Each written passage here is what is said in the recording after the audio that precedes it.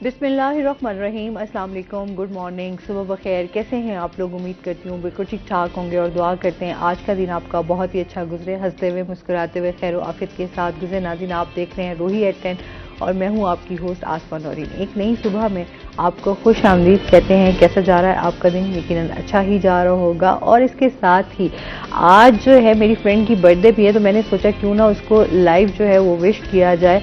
तो wish you a very very happy birthday, stay blessed, खुश रहो हमेशा। होते हैं ना कुछ दोस्त आपकी ज़िंदगी में ऐसे होते हैं जो बहुत ख़ास होते हैं, जिनके साथ आपकी शेयरिंग होती है, जिनको पता होता है कि यार आपको क्या अच्छा लगता है, क्या बुरा लगता है, आपको किस बात पे जो है आप खुश हो सकते हैं। तो उन दोस्तों में से ये एक दोस्त मेरी है जो कि बहुत ज़्यादा स्पेशल है मेरे लिए, और उसके साथ जब मैं होती हूँ तो बहुत कंफर्टेबल फील करती हूँ और बहुत खुशी होती है। इसी तरह जो आपके अच्छे दोस्त होते हैं ना, वो मैं समझती हूँ आपकी ज़िंदगी का सरमाया होते हैं, और अच्छे दोस्त मिलना आज के दौर में बड़ी मुश्किल बात होती है। लेकिन मैं हमेशा बात करती हूँ कि फिर भी अगर आपके साथ अच्छे दोस्त हों तो आपको उनकी कदर करनी चाहिए, उनका ख्याल रखना चाहिए, और उसके साथ साथ आपको उनके हर उस मुश्किल वक्त में जब उनको आपकी साथ की ज़रूरत हो तो आप हमेशा वो बेला झिझक कह सकें कि ये जो मेरा फ्रेंड है ये मेरे साथ खड़ा है। तो इसी तरह हंसते रहें, मुस्कुराते रहें, ज़िंदगी को एंजॉय करते रहें। एक अच्छी सोच के साथ ज़िंदगी का नज़रिया बदल सकता है तभी जब आप किसी के बारे में अच्छा सोचते हैं, अपने बारे में अच्छा सोचते हैं, दूसरों का ख्याल रखते हैं। तो ये चीज़ें बहुत ज़्यादा मैटर करती हैं आपकी ज़िंदगी में कि आपकी ज़िंदगी का जो मकसद है असल, उसको किस तरह आपने पूर्ण करें, जो आपकी अपनी जिम्मेदारी है आपने उसको किस तरह लेकर चलना है। तो इसी के साथ अपने प्रोग्राम का सिलसिला आगे बढ़ाते हैं। आज हमारे साथ जो गेस्ट मौजूद हैं उनकी तरफ चलते हैं। आज हमारे साथ हैं जी हमारी रूही की रिपोर्टर अलिशवा से। अस्सलाम वालेकुम, कैसी हैं आप अलिशवा? ठीक ठाक हैं? आप ठीक हैं? मैं ठीक हूँ। वेलकम करते हैं अपने शो में आपको। और इसके साथ ही आज जो हमारे साथ दूसरे गेस्ट हैं उनके बारे में इस तरह बता दूं कि आजकल के जो हमारे बच्चे हैं वो बड़े ज़हीन हैं माशाल्लाह। मैं हमेशा बात करती हूँ कि टैलेंट की कमी नहीं है। आज ऐसी ही एक स्टूडेंट हमारे साथ मौजूद हैं, ज़ैनब ज़फ़र हमारे साथ मौजूद हैं, जो कि स्टूडेंट हैं ओ लेवल की। अस्सलाम वालेकुम, कैसी हैं आप? ठीक ठाक हैं? वेलकम करते हैं अपने शो में आपको। अच्छा, ज़ैनब की बात है। ज़ैनब ने जो है कैम्ब्रिज इंटरनेशनल में जो है वो बहुत ही अच्छे ग्रेड से ये जो है इन्होंने पास किया है। तो इससे इनकी जर्नी जो है वो जानेंगे, और इसके साथ साथ इनसे जानेंगे कि जाहिर सी बात है स्टडीज़ के हवाले से इनकी और एक्टिविटीज़ क्या क्या रहती हैं, क्या क्या इनको पसंद है। और अलिशवा से तो हम जानेंगे हमारी आज की जो स्टोरीज़ हैं उनको डिस्कस करेंगे कि क्या क्या, क्योंकि एजुकेशन की इनकी बीट है तो स्पेशल एजुकेशन के जो स्पेशल बच्चे होते हैं उनकी एजुकेशन के हवाले से भी जानेंगे कि क्या क्या एक्टिविटीज़ चल रही हैं। और अभी फ़िलहाल क्योंकि छुट्टियों के बाद जो है दोबारा से स्कूल जो है वो ओपन हो चुके हैं और दोबारा से रूटीन स्टार्ट हो गई है बच्चों की, क्या कहना चाहेंगी आप अलिशवा?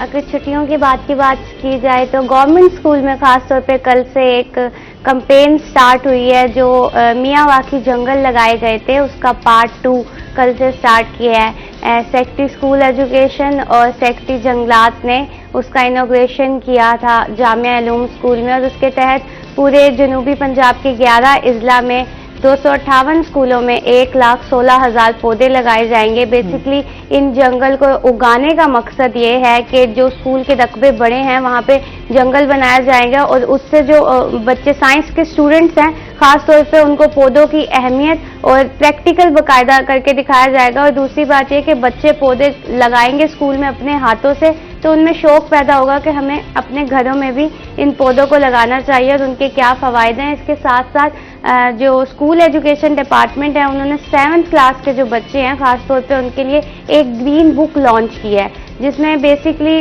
उस ग्रीन बुक में यही बताया गया है कि पौधों की हिफाजत कैसे करनी है, पौधों को लगाना कैसे है, और पौधे हमारे लिए, हमारे एनवायरनमेंट के लिए कितने फ़ायदेमंद हो सकते हैं। तो इस हवाले से सारी कैंपेन शुरू की गई है, और ये कैंपेन जो है पूरा साल चलेगी, और जितने भी बड़े रकबे के स्कूल हैं उनमें फेज़ 2 का स्टार्ट किया गया है। पिछले साल जो है फेज़ 1 इसी तरह स्टार्ट किया गया था कि मियावाकी जंगल उगाए गए थे। तो हमने ये भी देखा कि जैसे कि कॉम्प्रीहेंसिव स्कूल में हमने पिछली हफ्ते ही इसकी कवरेज भी की थी। जिन बच्चियों ने अपने हाथों से पौधे लगाए थे, अब उनमें हमने जाके देखा कि उन्हें इंटरेस्ट पैदा हो रहा था कि ये पौधा मैंने लगाया तो इसका ख्याल मैंने रखना है। तो वो वहाँ पे देख रही थी और उन्होंने बताया कि क्योंकि सरकारी स्कूल में जो बच्चे पढ़ते हैं वो कोई इतने लैंडलॉर्ड या ऐसे घरों से नहीं आते, तो उनके घर के बाहर थोड़ी सी जगह है तो बच्चे कोशिश करते हैं हम यहाँ पे पौधा लगा लें, तो उन्हें थोड़ी सी सेंस पैदा होती है। जो पढ़े लिखे बच्चे होते हैं वो अपने वालिदैन को जाके बताते हैं कि पौधों को नहीं हटाना, दरख्तों को नहीं काटना, जो कि बहुत अच्छी बात है। अगर हम अपनी नई नस्ल को अवेयरनेस देंगे तो ही हमारा जो एनवायरनमेंट है बेहतर होगा, वरना जो है मुल्तान की आप बात देखने लगा तो दिए जाते हैं, PHE की जानिब से भी आपने देखा होगा कि रोड्स पे साइडों पे लगाए जाते हैं पौधे, काफी लाखों की तादाद में भी पिछले साल लगाए गए, पर उनकी हिफाजत नहीं करते। शहरियों को इतनी अवेयरनेस नहीं है। अच्छा, ये वाकई हम लोग देखते हैं कि हमारे पास जो चीज होती है हम उसकी कदर करते ही नहीं है ना। अच्छा, इसी तरह पौधे लगा दिए गए, उनको बर वक्त पानी ना मिलने की वजह से वो सूख जाते हैं, फिर क्योंकि यहाँ पर हमारे यहाँ मुल्तान में जो है वो गर्मी की शिद्दत भी बहुत ज्यादा है, तो इस तरह पौधों का और दरख्तों का ख्याल जो है रखना बहुत जरूरी है। जितना तेजी से दरख्त काटे जा रहे हैं और जिस तरह क्लाइमेट चेंज हो रहा है उसमें हम देखते हैं ग्रीनरी जो है वो आपकी खत्म होती जा रही है। हमें जो आज ज़रूरत है वो ग्रीनरी की बहुत ज़्यादा ज़रूरत है कि हमने किस तरह पौधे लगाने हैं। आप अपने घरों के बाहर भी लगा सकते हैं, घरों में भी लगा सकते हैं ताकि ग्रीनरी। अच्छा, ये आपको बड़ी अच्छी वाइब्स देती हैं जब भी आप ग्रीनरी देखते हैं। आप एक खुशगवार एक माहौल होता है, साफ सुथरा आप एक हवा, जैसे हम बाहर नॉर्दर्न एरियाज में जाते हैं कितना अच्छा लगता है, आप अच्छा फील करते हैं, आपको ग्रीनरी जो है वो नजर आ रही होती है, तो अल्लाह की कुदरत जो है वो आपको खूबसूरत नज़ारे भी आप देखते हैं तो लुत्फअंदोज होते हैं। ऐसे ही है ना हरीश साहब? तो अच्छा, इसके साथ ही जैनब से जानते हैं। जैनब, आप पढ़ाई के हवाले से सबसे पहले तो जानते हैं ना कि आपने जो है अच्छे ग्रेड से पास किया है, तो कैसा रहा एक्सपीरियंस है आपका? बहुत अच्छा रहा मेरा एक्सपीरियंस, और O लेवल में आने के बाद से मैंने सारी चीज़ें कॉन्सेप्चुअली पढ़ी, और यह हुआ कि मैंने अपने इर्द गिर्द चीज़ें नोटिस भी की कॉन्सेप्ट्स की वजह से ना। और लाइक जर्नी बहुत मुश्किल थी है, बट बस एंड पे आ गए फाइनली, अब रिजल्ट भी आ गया। और स्टार्ट हमारा कोविड से हुआ था, और कोविड का वो टाइम बहुत ज़्यादा मतलब मुश्किल था। वो स्टार्ट हमारी बेस बनना थोड़ा मुश्किल हो गया था स्टार्टिंग में, क्योंकि स्कूल्स नहीं उस वक्त खुल रहे थे, और ऑनलाइन फिर आपको पता है कि उस तरह क्लासेस का ऑनलाइन कोई फोकस नहीं करता। बिल्कुल ऐसा ही है। और फिर आहिस्ता आहिस्ता स्कूल खुले आहिस्ता आहिस्ता, तो फिर हमने सही तरह पढ़ना स्टार्ट किया और उस पर तवज्जो दी और सब कुछ, फिर एंड पे आके फाइनली सब कुछ सेट हो गया, सही हो गया और हो गया O लेवल। अच्छा, तो वो जाहिर बात है खुशी भी होती है घर वालों को भी। अच्छा, आप बहुत अच्छे मार्क्स ले लो तो आपको घर वाले जो हैं वो ज्यादा अप्रिशिएट करते हैं, ज्यादा आपकी हौसला अफजाई भी होती है, तो इस तरह घर वालों का क्या रिएक्शन था? बहुत अच्छा था, वो तो बहुत खुश हुए। और लाइक मैं अपनी बहनों में लाइक पहली होंगी जिसने O लेवल किया है। अच्छा, तो इस वजह से और भी ज्यादा खुशी हुई, और ये है कि बहुत अच्छे ग्रेड्स आए, और लाइक विदाउट ट्यूशंस, लाइक खुद से लाइक सेल्फ स्टडी करके ना। अच्छा, माशाल्लाह, गुड। और लाइक स्कूल से और घर आके फिर सेल्फ स्टडी, तो उससे फिर इतने अच्छे ग्रेड्स आए, तो उस पर तो और भी ज्यादा खुशी हुई कि लाइक खुद से अचीव किए। आपको बहुत बहुत मुबारक हो फिर हमारी तरफ से। अच्छा, क्योंकि हमारे यहाँ एक ट्यूशन सिस्टम जो है वो बहुत ज्यादा है, मतलब आप स्कूल में भी पढ़ते हैं, फिर आप जब घर आते हैं तो फिर आप उसके बाद ट्यूशन भी जाते हैं, फिर ट्यूशन से वापस आएंगे, फिर आप घर में फिर पढ़ेंगे, मतलब आपको अच्छी खासी पढ़ाई की तरफ जाना पड़ता है।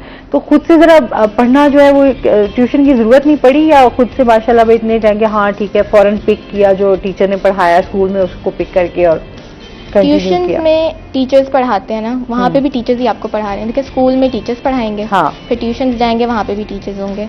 टीचर्स हमारे माइंड में चीजें नहीं डाल सकते, हम जब तक खुद नहीं पढ़ेंगे तब तक हमारे माइंड में नहीं बैठेंगी वो सारी चीजें, कॉन्सेप्ट्स क्लियर नहीं होंगे। हम जितनी देर खुद से पढ़ेंगे ना उस चीज को, हमारे उतने ही कॉन्सेप्ट्स क्लियर होते हैं और उतना ही अच्छा हम फिर आगे परफॉर्म करते हैं, जितने अच्छे कॉन्सेप्ट्स होंगे। तो बस इस वजह से मतलब मुझे अगर पढ़ी भी जरूरत, अगर मुझे मुश्किल आई भी तो मैंने खुद से पढ़ा। अच्छा, खुद से मतलब मैंने सेल्फ स्टडी की, मैंने अपने आप को जरा टाइम दिया, मैंने कहा कि पहले खुद तो करके देखें पहले।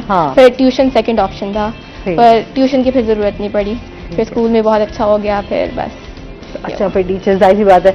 टीचर्स भी बहुत कोऑपरेटिव थी। ये बताएंगे फिर ज्यादा पढ़ाकू हैं, बहुत ज्यादा स्टडीज की तरफ फोकस है, अब फ्यूचर के लिए तो करना पड़ता है। आप लाइक मीम्स तक ही है सारा कि आप ना पढ़ो, आप बैक बेंचर्स रहो, बट फिर रियल लाइफ में आपको पढ़ना पड़ता है।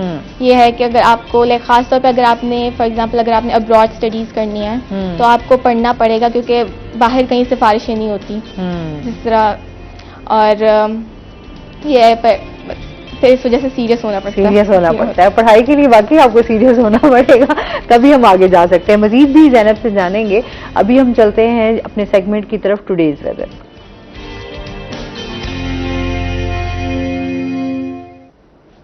हसन मलिक हमारे साथ मौजूद हैं। हसन से जानते हैं आज दिन भर मौसम कैसा रहेगा, क्या सूरत हाल है?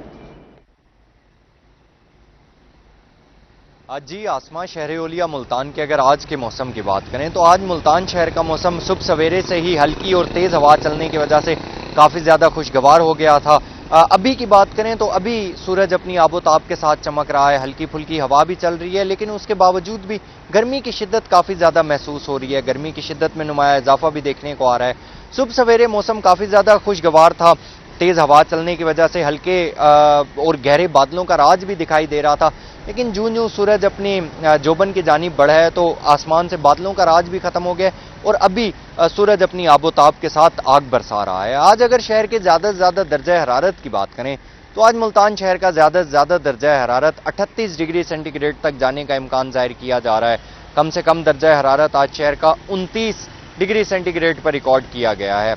हवा में नमी के तनासुब को देखें तो आज मुल्तान शहर में हवा में नमी का तनासुब कदरे बेहतर है, जो कि 80% तक रिकॉर्ड किया गया है। एयर क्वालिटी इंडेक्स को देखें तो आज मुल्तान शहर का एयर क्वालिटी इंडेक्स बदतरीन हद तक आलूदा है, जो कि 158 पॉइंट्स पर रिकॉर्ड किया गया है। पाकिस्तान के फिजाई आलूदा तरीन शहरों की लिस्ट में मुल्तान आज तीसरे नंबर पर स्टैंड कर रहा है। महकमे मौसमियात की जानिब से ये पेशगोई जाहिर की जा रही है कि आइंदा 24 घंटों के दौरान मुल्तान शहर का मौसम गर्म मरतूब रहने का इम्कान है। ये भी कहा जा रहा है कि आज पूरा दिन मुल्तान शहर में हल्की फुल्की हवा चलती रहेगी, जिससे मौसम कदरे बेहतर हो जाएगा। आइंदा आने वाले दिनों के हवाले से देखें तो महकमा मौसमियात की जानिब से ये पेशगोई जाहिर की जा रही है कि आइंदा आने वाले दिनों में मुल्तान शहर में गर्मी की शिद्दत में नुमाया इजाफा देखने को आएगा और बारिशों के स्पेल को अगर देखें तो आइंदा आने वाले दिनों में मुल्तान शहर में बारिशों का कोई सिलसिला दाखिल नहीं होगा और गर्मी की शिद्दत में मजीद इजाफे का इम्कान है। जी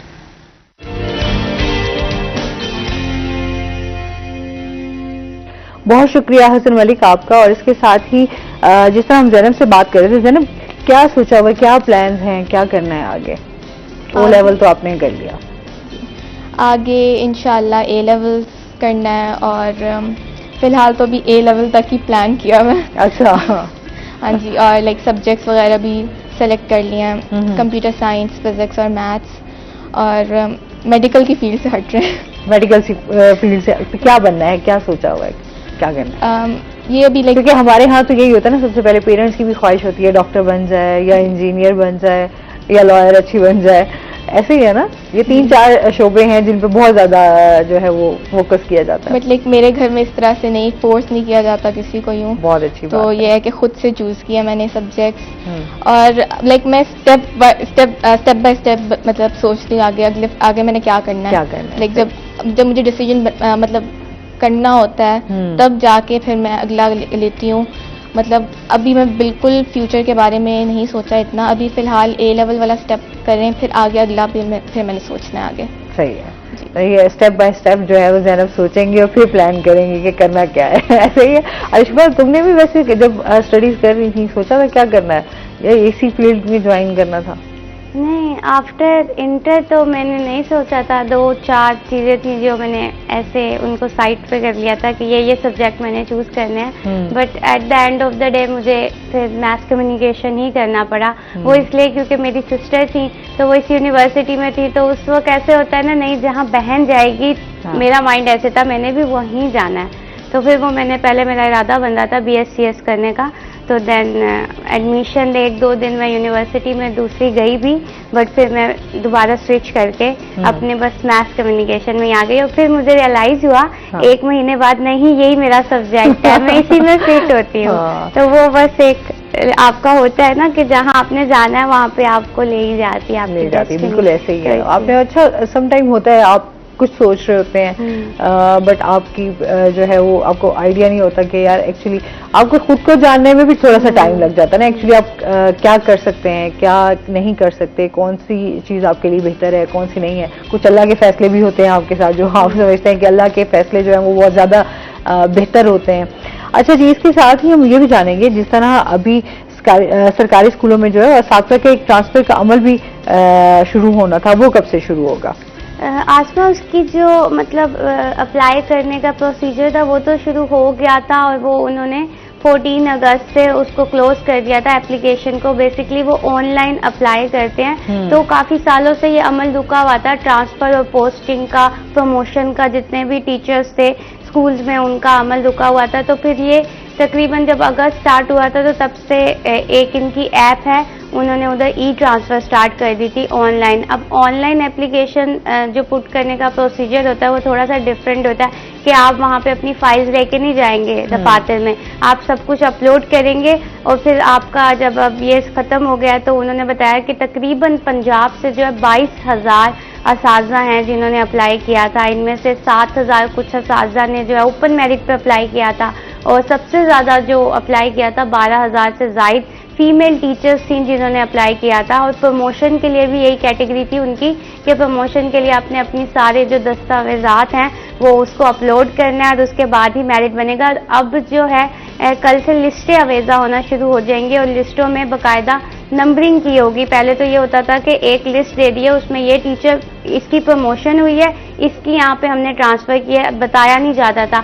अब बाकायदा उन्होंने नंबरिंग कर दिया कि इस चीज़ के 2 नंबर, इस चीज़ के 1 नंबर, फिर उसको कैलकुलेट करके जिस टीचर के ज़्यादा नंबर बनते हैं उसकी ट्रांसफ़र या पोस्टिंग की जाती है। और इनमें काफ़ी सारे रीजंस भी होते हैं। जो ख़वातीन बेवा होती हैं उनको एक्स्ट्रा मार्क्स दिए जाते हैं, या जिनकी कोई भी घरेलू इशू होता है वो वहाँ पे मेंशन करती हैं बाकायदा अपने पेपर्स के साथ, तो वो एक्स्ट्रा मार्क्स उनके शामिल हो जाते हैं, खासतौर पे ट्रांसफ़र के अमल में। क्योंकि ट्रांसफ़र का हमारे यहाँ थोड़ा सा मसला है, वो ये है कि कुछ हमारे टीचर्स हैं जो सदर के स्कूलों में काम करते हैं, जो शहर से बाहर हट के स्कूल्स हैं, तो वो जब भी ट्रांसफ़र एप्लीकेशंस आती हैं सबसे ज़्यादा यही आती हैं कि सदर के टीचर्स कहते हैं हमने शहर में आना है। अब सदर के जो स्कूल्स हैं कुछ ऐसे स्कूल्स हैं जहाँ पे सिर्फ 2-2 फीमेल टीचर्स या 2-2 टीचर्स ही पढ़ा रहे हैं, तो अगर वो भी उस स्कूल से आ जाएंगे तो उधर जाने के लिए मसला होगा या उधर कौन सेट होगा। तो इस वजह से ट्रांसफ़र के लिए जो सारे मेरिट्स होंगे उनको देखते हुए ट्रांसफ़र किया जाएगा। और उसके बाद प्रमोशन का भी यही सिलसिला है,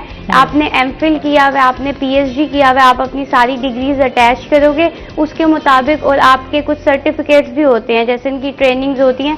कुछ टीचर्स होते हैं जो ट्रेनिंग्स ही अवॉइड कर देते हैं, तो वो ट्रेनिंग्स ना लेने के भी जो मार्क्स हैं वो डिडक्ट होते हैं। क्योंकि अब जैसे नया करिकुलम आया है, खासतौर पर गवर्नमेंट स्कूल्स के टीचर्स को कितना मसला हो रहा है, तो उसके लिए बार बार कायदे-आज़म अकेडमी के थ्रू ट्रेनिंग्स का सिलसिला जारी है। बल्कि कुछ प्राइवेट स्कूल्स भी हैं जिनके टीचर्स को मिला के ट्रेनिंग्स दी जाती है, तो टीचर्स की ट्रेनिंग ना लेने पे भी उनकी वो चीज़ें देखी जाती है, परफॉर्मेंस ओवरऑल देखी जाती है। उसके बाद जो है प्रमोशन का वो होता है। पहले होता था ना कि किसी के कहने पे कर दिया है ट्रांसफ़र, तो अब ये थोड़ा सा कम हो गया है क्योंकि आपके सामने पूरी लिस्ट खुल के आ जाती है, इस चीज़ के 2 नंबर, उस चीज़ के 2 नंबर, आप क्वेश्चन कर सकते हो कि आया मेरे मार्क्स ज़्यादा हैं तो मेरा क्यों नहीं हुआ, या आया मुझे मार्क्स किस बेस पे कम दिए गए हैं। तो ये एक ऑनलाइन होने का, जो जितने भी हमारी चीज़ें ऑनलाइन होती हैं उससे हमें हमेशा यही फ़ायदा होता है कि हमारे सामने पूरा डाटा आ जाता है, पब्लिक को पता चलता है कि आया उसके साथ जो हो रहा है वो मेरिट पे हो रहा है या नहीं हो रहा। तो ये एक अच्छी चीज़ है। दूसरे जो साबका हुकूमत थी उन्होंने कहा था हम बच्चों का डाटा जो है वो भी ऑनलाइन करेंगे। बच्चों के डाटा में जो है उनका हेल्थ प्रोफाइल भी था, उसके साथ साथ जो उनके एग्जाम्स होते हैं, समाई एग्जाम्स होते हैं, टेस्ट होते हैं, क्योंकि गवर्नमेंट स्कूल में उनको हदायत तो जारी कर दी जाती हैं कि आपने इस महीने बच्चों के ग्रैंड टेस्ट लेने, जैसे प्राइवेट स्कूल में पढ़ाई हो रही होती है, मगर क्योंकि चेक एंड बैलेंस नहीं होता तो पता नहीं चल रहा होता आया वो टेस्ट सीरियस होकर लिए जा रहे हैं, किस तरह टेस्ट लिए जा रहे हैं। तो उसके लिए उन्होंने कहा था कि बच्चों का डाटा ऑनलाइन किया जाएगा, जिसमें हमारी टीम्स जाएंगी और बाकायदा वो सर्वे करेंगी और फिर वो जो डाटा है वो देंगी कि इन बच्चों ने इतने इम्तहानात में ये कारकर्दगी थी उनकी। तो बहरहाल वो डाटा इसलिए ऑनलाइन नहीं हो सका क्योंकि काफ़ी सारे बच्चों का डाटा, पंजाब भर की बात की जाए तो तकरीबन 1,22,00,000 बच्चे बनते हैं पंजाब में जो पढ़ रहे हैं सरकारी स्कूलों में। तो उनका डाटा अब इन्होंने एक नई काविश स्टार्ट की है कि पहले हम हेल्थ प्रोफाइल जो है उनका ऑनलाइन करेंगे। वह हेल्थ प्रोफाइल जो है उसके साथ हेल्थ डिपार्टमेंट के साथ इश्तराक से उनके पहले बच्चों के चेकअप किए जाएंगे कि पहले पता चले जो बच्चे पढ़ रहे हैं वो सेहतमंद हैं, सेहत होगी तो बच्चे आगे बढ़े। पढ़ाई कंटिन्यू कर सकेंगे। तो अब जब स्कूल खुलेंगे तो बच्चों की हेल्थ प्रोफाइल पे काम किया जाएगा। एग्जाम्स तो होंगे साथ में, पर उसकी हेल्थ प्रोफाइल पे ऑनलाइन करने के लिए उसको काम किया जाएगा। जो भी उनकी मेडिकल रिपोर्ट्स आएंगी एक डाटा लेके, तो उसको पहले ऑनलाइन किया जाएगा कि इतने बच्चे हैं जो बिल्कुल फिट हैं 100%, या ये बच्चे हैं जो नहीं फिट हैं, उसकी आया क्यों नहीं फिट है, तो वो सारी डिटेल जो है अपलोड की जाएगी। ठीक है, मजीद भी अलिशा से जानेंगे, ज़ैनब से भी बातचीत होगी। अभी हमने जाना है नाज़रीन, ब्रेक पे हमारे साथ रहिएगा।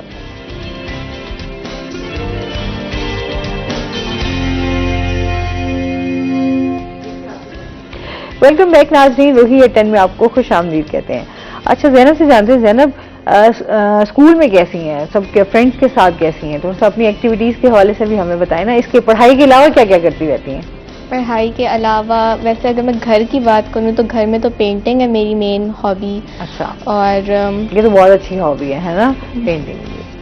और स्कूल में भी एक्टिविटीज़ वगैरह होती रहती हैं और फंक्शंस वगैरह भी होते हैं, लाइक स्पोर्ट्स डे होता है और लाइक स्पोर्ट्स वीक भी हो जाता है और बॉन फायर वगैरह। तो इन सब में भी जो परफॉर्मेंसेस वगैरह होती हैं उनमें भी पार्टिसिपेशन ले लेती हूँ मैं भी, और मेरी फ्रेंड्स भी साथ होती हैं। तो लाइक फुल लाइक मज़े का वो सीन होता है। मज़े का सीन होता है। अच्छा, कुछ बच्चे होते हैं मुझे कहते हैं बस ठीक है, लिमिटेड ना, पर पढ़ाई में ही ज़्यादा मसरूफ, दीगर एक्टिविटीज़ में नहीं जाना, पार्टिसिपेट नहीं करना, तो इस तरह आप नहीं हो, मतलब आप हर चीज़ में पार्टिसिपेट करना है। मतलब पढ़ाई तो है इम्पोर्टेंट, बट साथ में एक्टिविटीज़ भी इम्पोर्टेंट है। लाइक एक्टिविटीज़ के बगैर फिर लाइक बस फिर पढ़ाई में लाइक बंदा फिर डिप्रेस भी ज़्यादा हो जाता है बिल्कुल ही पढ़ाई में रहने से। तो एक्टिविटीज़ भी फिर उसमें भी पार्टिसिपेशन। तो घर में क्या शरारती हो या नहीं, कुछ ऐसे बहन भाइयों में, या बस ठीक है सीरियस रहती हो? हूँ भी नहीं भी हूँ हूँ भी और नहीं भी हूँ। एक हमें बताओ ना, क्या कर शरारतें करती रहती हो घर में? कभी कभी अम्मा अब्बा को तंग करती है या नहीं? करती हूँ, तो ऑब्वियसली करना होता है। अच्छा, तो कितने बहन भाई हो आप? 4 बहनें। 4 बहनें हो, तो आप बड़ी हो? मैं सेकंड नंबर वाली। आप सेकंड नंबर पे, आपसे बड़ी एक और है। ठीक है, तो मतलब जो सेकंड वाला होता है ना, वैसे वो ज्यादा शरारती होता है मैं समझती हूँ, और एक लास्ट वाला ऐसे ही छोटी, सबसे जो छोटा होता है ना घर में, वो ज्यादा शरारती होता है। अच्छा, तो अभी घर में भी खाने पीने में क्या पसंद है, क्या खाने शौक से खाती हो? जिस तरह अभी हम अलिशा वाली बात कर रहे थे, बच्चों को जो है हेल्थ के हवाले से है हेल्थ कॉन्शियस, तो क्या शौक से खाती हो? अम्मा क्या जबरदस्ती खिलाती हैं? जबरदस्ती तो कुछ नहीं खिलाती हैं, और मैं बहुत पिकी ईटर हूँ, तो मुझे मेजॉरिटी ऑफ द चीज़ें नहीं पसंद। नहीं पसंद? क्या क्या नहीं पसंद?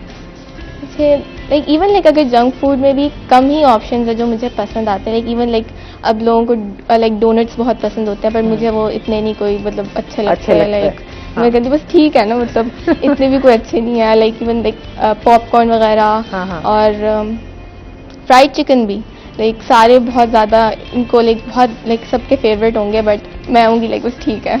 और लाइक हेल्दी में तो बस कुछ तो क्या खाती हो? ये सारी, चलो ये तो अच्छा हो गया, जंक फूड से साइड पे हो। नहीं, जंक फूड ही मतलब उसी में कुछ चीजें अच्छी लगती हैं। अच्छा, और घर में जो पका हुआ हो, जैसे सब्जियां वगैरह होती हैं, पसंद है? हम दालें बन जाती हैं या चिकन घर में बन जाता है? नहीं, बस खा लेती हूँ। खा लेती हो बस। अच्छा तो घर में काम शाम भी करती हो या बस ठीक है, बस पढ़ना है काम? नॉर्मली पढ़ाई के मतलब जब लाइक स्कूल के दिनों में तो मैं नहीं करती थी बिल्कुल भी, बट अब जब मेरे ओ लेवल्स के ख़त्म हुए जून में, उसके बाद मैंने थोड़ा सा ज़रा हेल्प कराई ज़रा कामों में, वरना मैं बिल्कुल भी नहीं करती। अच्छा, मैं समझती हूँ बच्चियों को स्पेशली हमें कि आपको घर के काम भी आने चाहिए ना, पढ़ाई के साथ साथ। जैसे हमारी अम्मा नहीं ना, दूर पर हम पढ़ने भी जाते थे तो साथ साथ अम्मा आटा गूंदना भी सिखाया, आहिस्ता आहिस्ता आया कि अच्छा जी आपने घर में सालन कैसे बनाना है, तो ये चीजें भी साथ साथ, कुकिंग भी और घर के काम में। मेरा बिल्कुल इंटरेस्ट नहीं है, किचन में जाना अच्छा नहीं लगता मेरी तरह। बिल्कुल नहीं मेरी तरह ऐसे जैसे चीजें बना दो, अच्छा बहुत ज्यादा औखा हो तो मैं जाके बस ऐसे चम्मच हिला के और बना के आप लोगों को दे दूं। वो कुछ अच्छा बनता भी नहीं है। कोशिश करोगी तो कुछ तो अच्छा बन जाएगा, बस दिल ही नहीं करता। कुकिंग में कोई इंटरेस्ट नहीं है ना सब में। अच्छा, खेल कौन सा पसंद है? कोई भी चलेगा मुझे तो। अगर मेरे साथ लाइक अगर मेरे फ्रेंड्स होंगे, लाइक अगर लाइक बेस्ट फ्रेंड्स, तो मुझे कुछ भी खेल लो मजा आएगा। लाइक मुझे चेस बहुत पसंद है। अच्छा, तो ये घर में भी कभी खेलते हो? अच्छा, अच्छा, स्कूल में जैसे टीचर्स वगैरह हैं, उनके साथ किस तरह लाइज ऑन है, उनके साथ और फ्रेंड्स के साथ किस तरह है? कंपटीशन भी है, जाहिर सी बात है, चाहे आप फ्रेंड्स भी हों तो आपके फिर भी कंपटीशन होता है, बट लाइक ये है कि हम एक दूसरे की फिर भी हेल्प करते हैं। अच्छी बात। क्योंकि लाइक अब ये है कि लाइक करनी चाहिए। ओ लेवल्स में भी ये है कि आप एक दूसरे से हेल्प करते हो। लाइक इवन टीचर्स भी बहुत ज़्यादा कोऑपरेट कर रही हैं, करती हैं मतलब। और यह है कि उनसे एक छोटी सी भी अगर बात पूछनी हो तो हम लाइक व्हाट्सएप पे अगर उनको मैसेज करें तो वो कर देती हैं रिप्लाई। कोई उन्होंने कभी यूँ नहीं कहा कि आप ना किया करें। उन्होंने हमेशा मतलब लाइक इसको इनकरेज और किया, अगर आपको कोई मसला भी होता है तो उन्होंने हमेशा हेल्प की है। और बाकी फ्रेंड्स भी हैं, लाइक अगर वो होमवर्क वगैरह में होगा फिर फ्रेंड्स, और वरना कोई एक्स्ट्रा कोई कॉन्सेप्ट का मसला होगा तो टीचर्स से हेल्प लेंगे। तो लाइक इवन स्कूल के बाद भी घर में भी हेल्प मिल जाती है ना टीचर्स और फ्रेंड्स से। चलो, ये तो अच्छी बात है। अच्छा, जैसे आजकल हम देखते हैं बच्चे बड़े कंफ्यूज नजर आते हैं, थोड़े एजुकेशन से सेटिस्फाई नजर नहीं आते कि जिस तरह हमारा तालीमी मेयार है। आप उससे सेटिस्फाई हैं जिस तरह हमारी एजुकेशन सिस्टम चल रहा है? वैसे मैं हूँ सेटिस्फाइड। ये है कि लोग शायद टाइम नहीं देते अपने, मतलब उनको एक होता है ना एक चांस देना चाहिए, तो शायद वो नहीं दे रहे हैं उनको, या फिर वो बहुत जल्दी में उसको कर रहे हैं कि बिल्कुल ही कोई नहीं है वो अच्छा लाइक सिस्टम। वैसे लाइक कैम्ब्रिज का तो बहुत अच्छा सिस्टम है। अच्छा। तो वहाँ पे तो बहुत अच्छा है वो। और यही है बस कि आपको वहाँ पे मतलब आप इजीली कंफर्टेबल भी हैं, आप उस सिस्टम से भी आप सेटिस्फाइड भी हैं। ठीक है, मजीद भी जानते हैं आपसे ज़ैनब से, और इसके साथ ही जो है हम जान लेते हैं ट्रांसजेंडर स्कूल में जो है वो नए कोर्सेज शुरू कर दिए गए हैं, इस हवाले से अलिश पे बताइएगा। जी आसमा, जैसे आपको पता है कि पूरे पंजाब में जो पहला स्कूल, बल्कि पूरे मुल्क की बात की जाए, खुला था ट्रांसजेंडर का, वो था मुल्तान में। सबसे पहला स्कूल यहीं से स्टार्ट हुआ, वो जो इनिशिएटिव लिया गया, सबसे अच्छा जिसे कहेंगे हम लोग इनिशिएटिव। और तो उसमें हमने शुरू में देखा था कि जो बच्चे पढ़ने आ रहे थे वो बेसिकली, हम उन्हें बच्चे तो नहीं कहेंगे क्योंकि उनकी जो उम्र थी वो ज़्यादा थी, 18 के भी थे, कुछ 16 के भी थे। तो छोटे बच्चे जो हैं उनको लोग घरों से नहीं निकाल देते। वो जो हमारा एक कॉन्सेप्ट बना हुआ है कि अगर ये बच्चा जो है अगर ट्रांसजेंडर है उसको छुपा के रखना है या उसको इसी फील्ड में भेजना है, या कुछ जो पेरेंट्स हैं उन्हें दे भी देते हैं, ये हमारे माशरे की तल्ख हकीकत है। तो अब जब ये स्कूल स्टार्ट हुआ, इन्होंने अपनी प्रमोशन नो डाउट अच्छी की कि हम कैसे बच्चों को पढ़ाते हैं। अब इसमें जो बड़े बच्चे हैं, अब इनमें नॉर्मल बच्चों की तरह जो हमारा करिकुलम है, जो हमारा निसाब है, उसकी तरह सिलेबस नहीं है स्कूल में। इस स्कूल में डिफरेंट सिलेबस है क्योंकि इस स्कूल में जो लोग आ रहे हैं पढ़ने, जो स्टूडेंट्स आ रहे हैं वो डिफरेंट एज के हैं। तो अगर कोई 16 साल का बच्चा है और उसको कुछ भी नहीं आता तो उसे कैटेगरी ए की बुक्स पढ़ाई जाती हैं। अब कैटेगरी ए की बुक्स में जो है डिफरेंट किस्म का सिलेबस है, यानी उसमें फोनेटिक भी सिखाए जा रहे हैं, उसमें एक साथ स्टेप बाय स्टेप चीज़ें सिखाई जा रही हैं कि उनका मिडल कवर हो जाए। 1 साल के अंदर अंदर उन्हें वो चीज़ें सिखाई जा रही हैं कि वो मिडल का इम्तहान देने के काबिल हो जाएं। उसके बाद उनको मैट्रिक की जो चीज़ें हैं वो स्टार्ट करवाई जाती हैं। तो इसके पहले जब स्कूल स्टार्ट हुआ था तो 12 या 13 होंगे स्टूडेंट, और अब जो है इनकी स्ट्रेंथ जो है बढ़ के 40 तक पहुंच गई है, जो कि एक बहुत अच्छी बात भी है।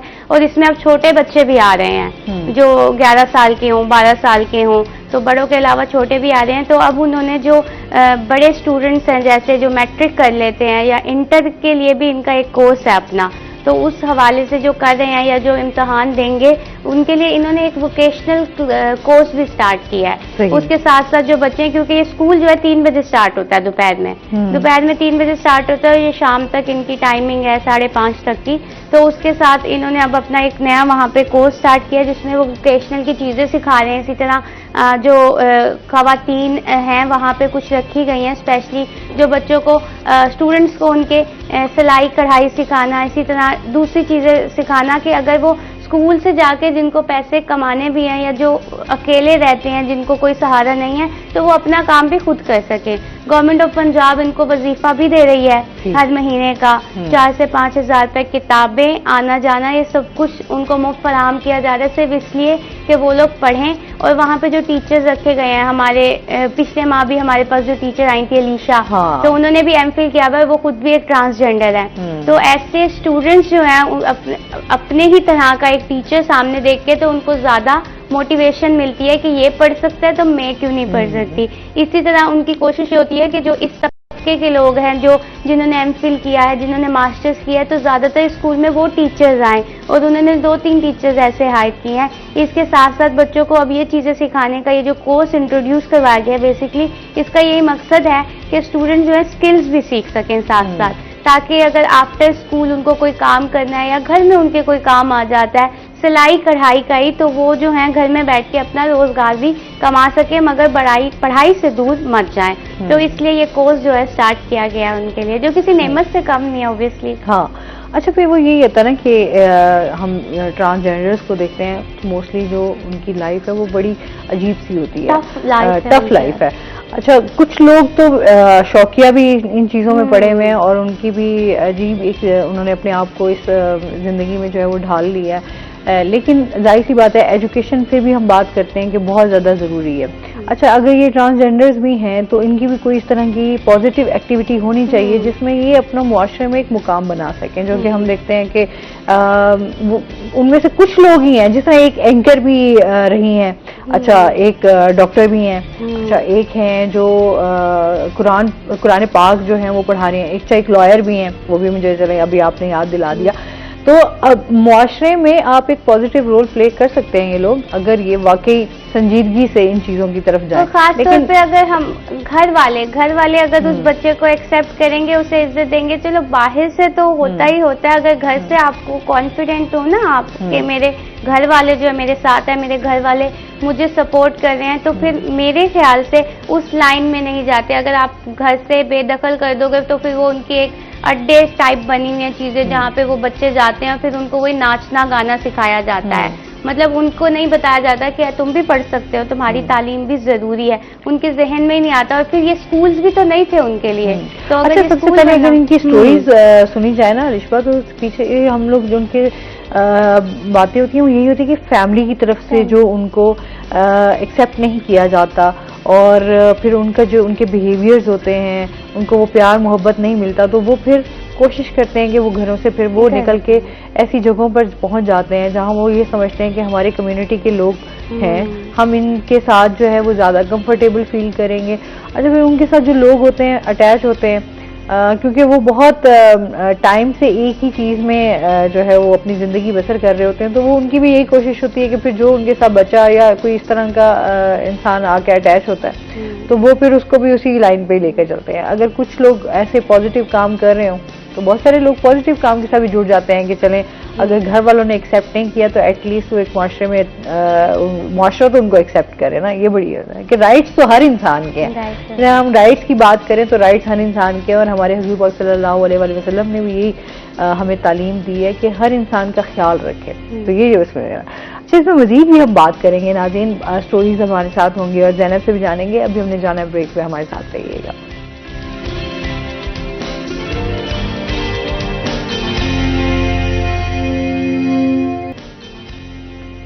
वेलकम बैक नाज़रीन, रोही एयरटेल में आपको खुश आमदीद कहते हैं। अच्छा जी, ज़ैनब से जानते हैं। ज़ैनब, इसके अलावा आपने जो है क्या क्या हॉबीज़ हैं? एक तो पेंटिंग आपने मुझे बताया। अच्छा, पेंटिंग करने से भी आपको एक बड़ा अच्छा सा सुकून मिलता है। किस तरह की पेंटिंग्स वैसे करती हो? नेचर की सीनरीज वगैरह होंगी, और लाइक मैं नॉर्मली मैं यूट्यूब वीडियोस ही देखती हूँ, फिर उनको फॉलो करती हूँ। लाइक मेरे से खुद से यूं नहीं बनाई जाती, लाइक इमेजिन नहीं की जाती, बट यह है कि मैं यूट्यूब से वीडियोस देख के या फिर कोई पिक्चर कोई ले लूँ मैं, तो उसको देख के फिर मैं उसको पेंट करती हूँ। फिर लाइक होता है ना कलर्स को ब्लेंड करना, वो सारा फिर वो बहुत मज़े का होता है। और लाइक कलरफुल सी बनाना, लाइक बहुत ज़्यादा फिर उससे लाइक सुकून मिलता है। अच्छा, ऐसा भी होता है बहुत ज़्यादा गुस्सा आता हो, फिर क्या करती हो? फिर बस फिर कुछ नहीं करती, सो जाती हो? नहीं, सोना नहीं है।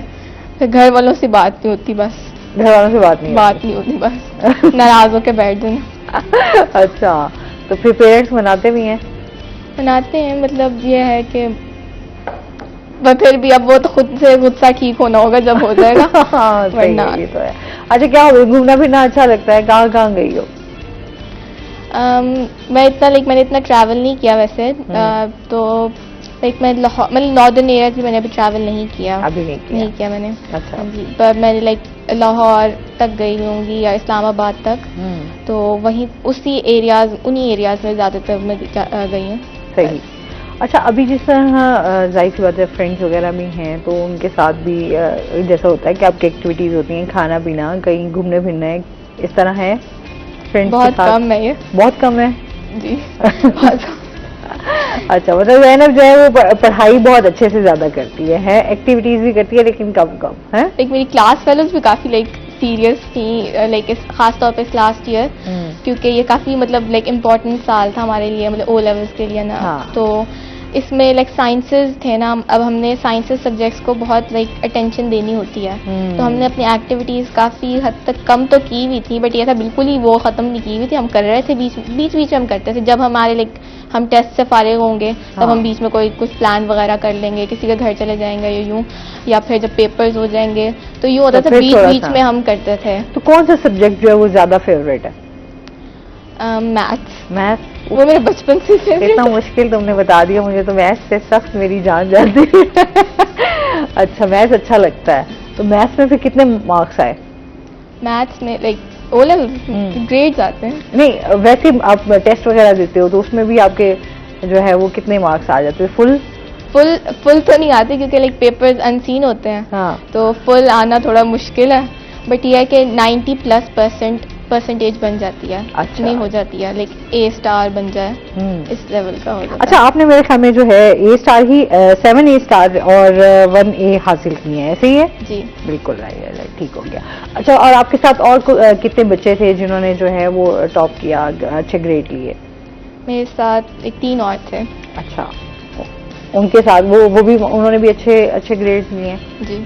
अच्छा, सारे बहुत खुश थे लाइक, क्योंकि ओवरऑल इस साल शायद थोड़ा सा थोड़े ग्रेड ज़रा गिरे हैं इस साल, बट हमारे स्कूल में बहुत अच्छे आए हैं। अच्छा। तो इस वजह से हम बहुत खुश थे।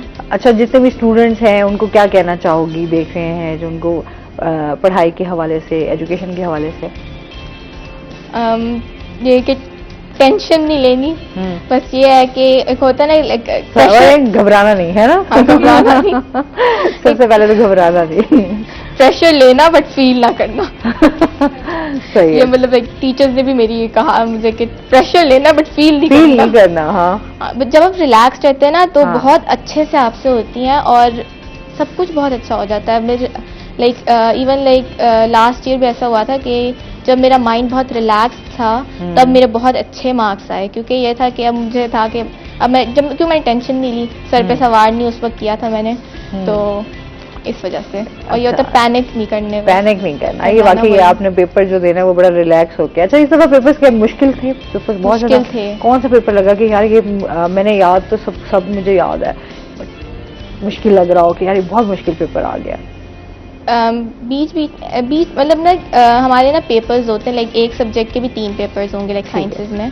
तो अब जिस तरह से एक तो केमिस्ट्री का पेपर 1 था, वो MCQs पेपर होता है, 40 मार्क्स का होता है। तो एक वो था जो कि काफ़ी मुश्किल आया, मतलब जिसके पेपर 1 की सबसे ज़्यादा अच्छी मेरी तैयारी थी। हाँ। वो काफ़ी मुश्किल आया। अच्छा।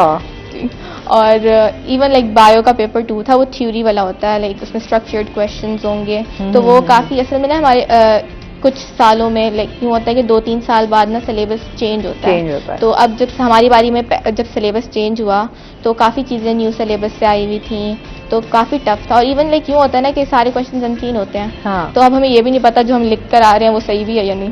मतलब हम तो अपनी नॉलेज से आंसर्स दे रहे होते हैं। और इवन लाइक कैम्ब्रिज के ना उनके क्वेश्चंस भी इस तरह होते हैं कि वो एक यूनिट को किसी और एक चैप्टर को किसी और चैप्टर से लिंक कर देंगे जो हमने कभी सोचा भी नहीं होगा। और ऐसी इंफॉर्मेशन आती है जो हमें पता भी नहीं होती, हमें लाइक फौरी तौर पे पता चलती है एग्जाम हॉल में बैठ के। तो लाइक वो थोड़ी बैकग्राउंड इंफॉर्मेशन दे दें। तो ये था यूँ, इस वजह से काफ़ी ज़रा पेपर केमिस्ट्री का पेपर 1 और बायो का पेपर 2 काफ़ी मुश्किल रहा। अच्छा जी, और इसके साथ ही जो है हम जानते हैं कि स्पेशल एजुकेशन की जानिब से बच्चों को ब्रेल किताबें मिलना शुरू हो गई हैं। हम हमेशा इस पे बात करते हैं अलिशबा के उनको ब्रेल बुक्स जो है वो नहीं मिल रही थी, अब स्टार्ट हो गया, तो इस हवाले से बताइएगा।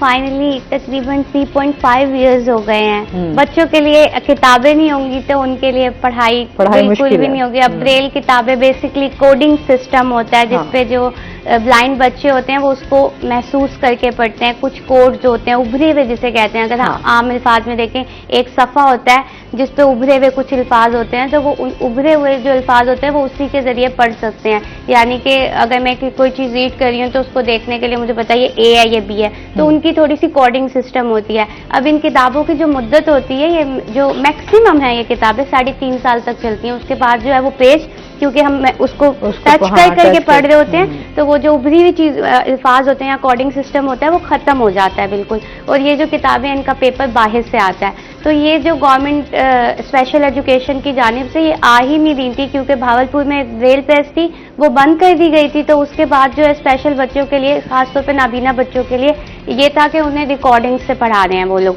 जो उन्होंने चैप्टर्स रिकॉर्ड किए हुए हैं, पढ़ा रहे हैं। और आपने भी देखा होगा ब्लाइंड बच्चे अक्सर इस शो में आते हैं, कितने टैलेंटेड होते हैं, और उन्होंने मैट्रिक में कितने अच्छे नंबर लिए थे पिछले साल भी, इस साल भी, तो वो बहुत टैलेंटेड होते हैं। अब उनसे जब भी बातचीत होती थी, उन बच्चों का ये इशू होता था, हमें सारी चीजें याद हो रही हैं, बेसिकली वो क्रैमिंग कर रहे हैं, चीजों को समझ रहे हैं, बट उन्हें पता नहीं है लिखी कैसे जाएगी, क्योंकि वो कोडिंग सिस्टम के तहत ही लिखते हैं। और सबसे बड़ा इशू एक तो हल कर दिया गया कि उनको 14 अगस्त को अभी किताबें जो है तकसीम की गई हैं स्पेशल एजुकेशन की जानिब से।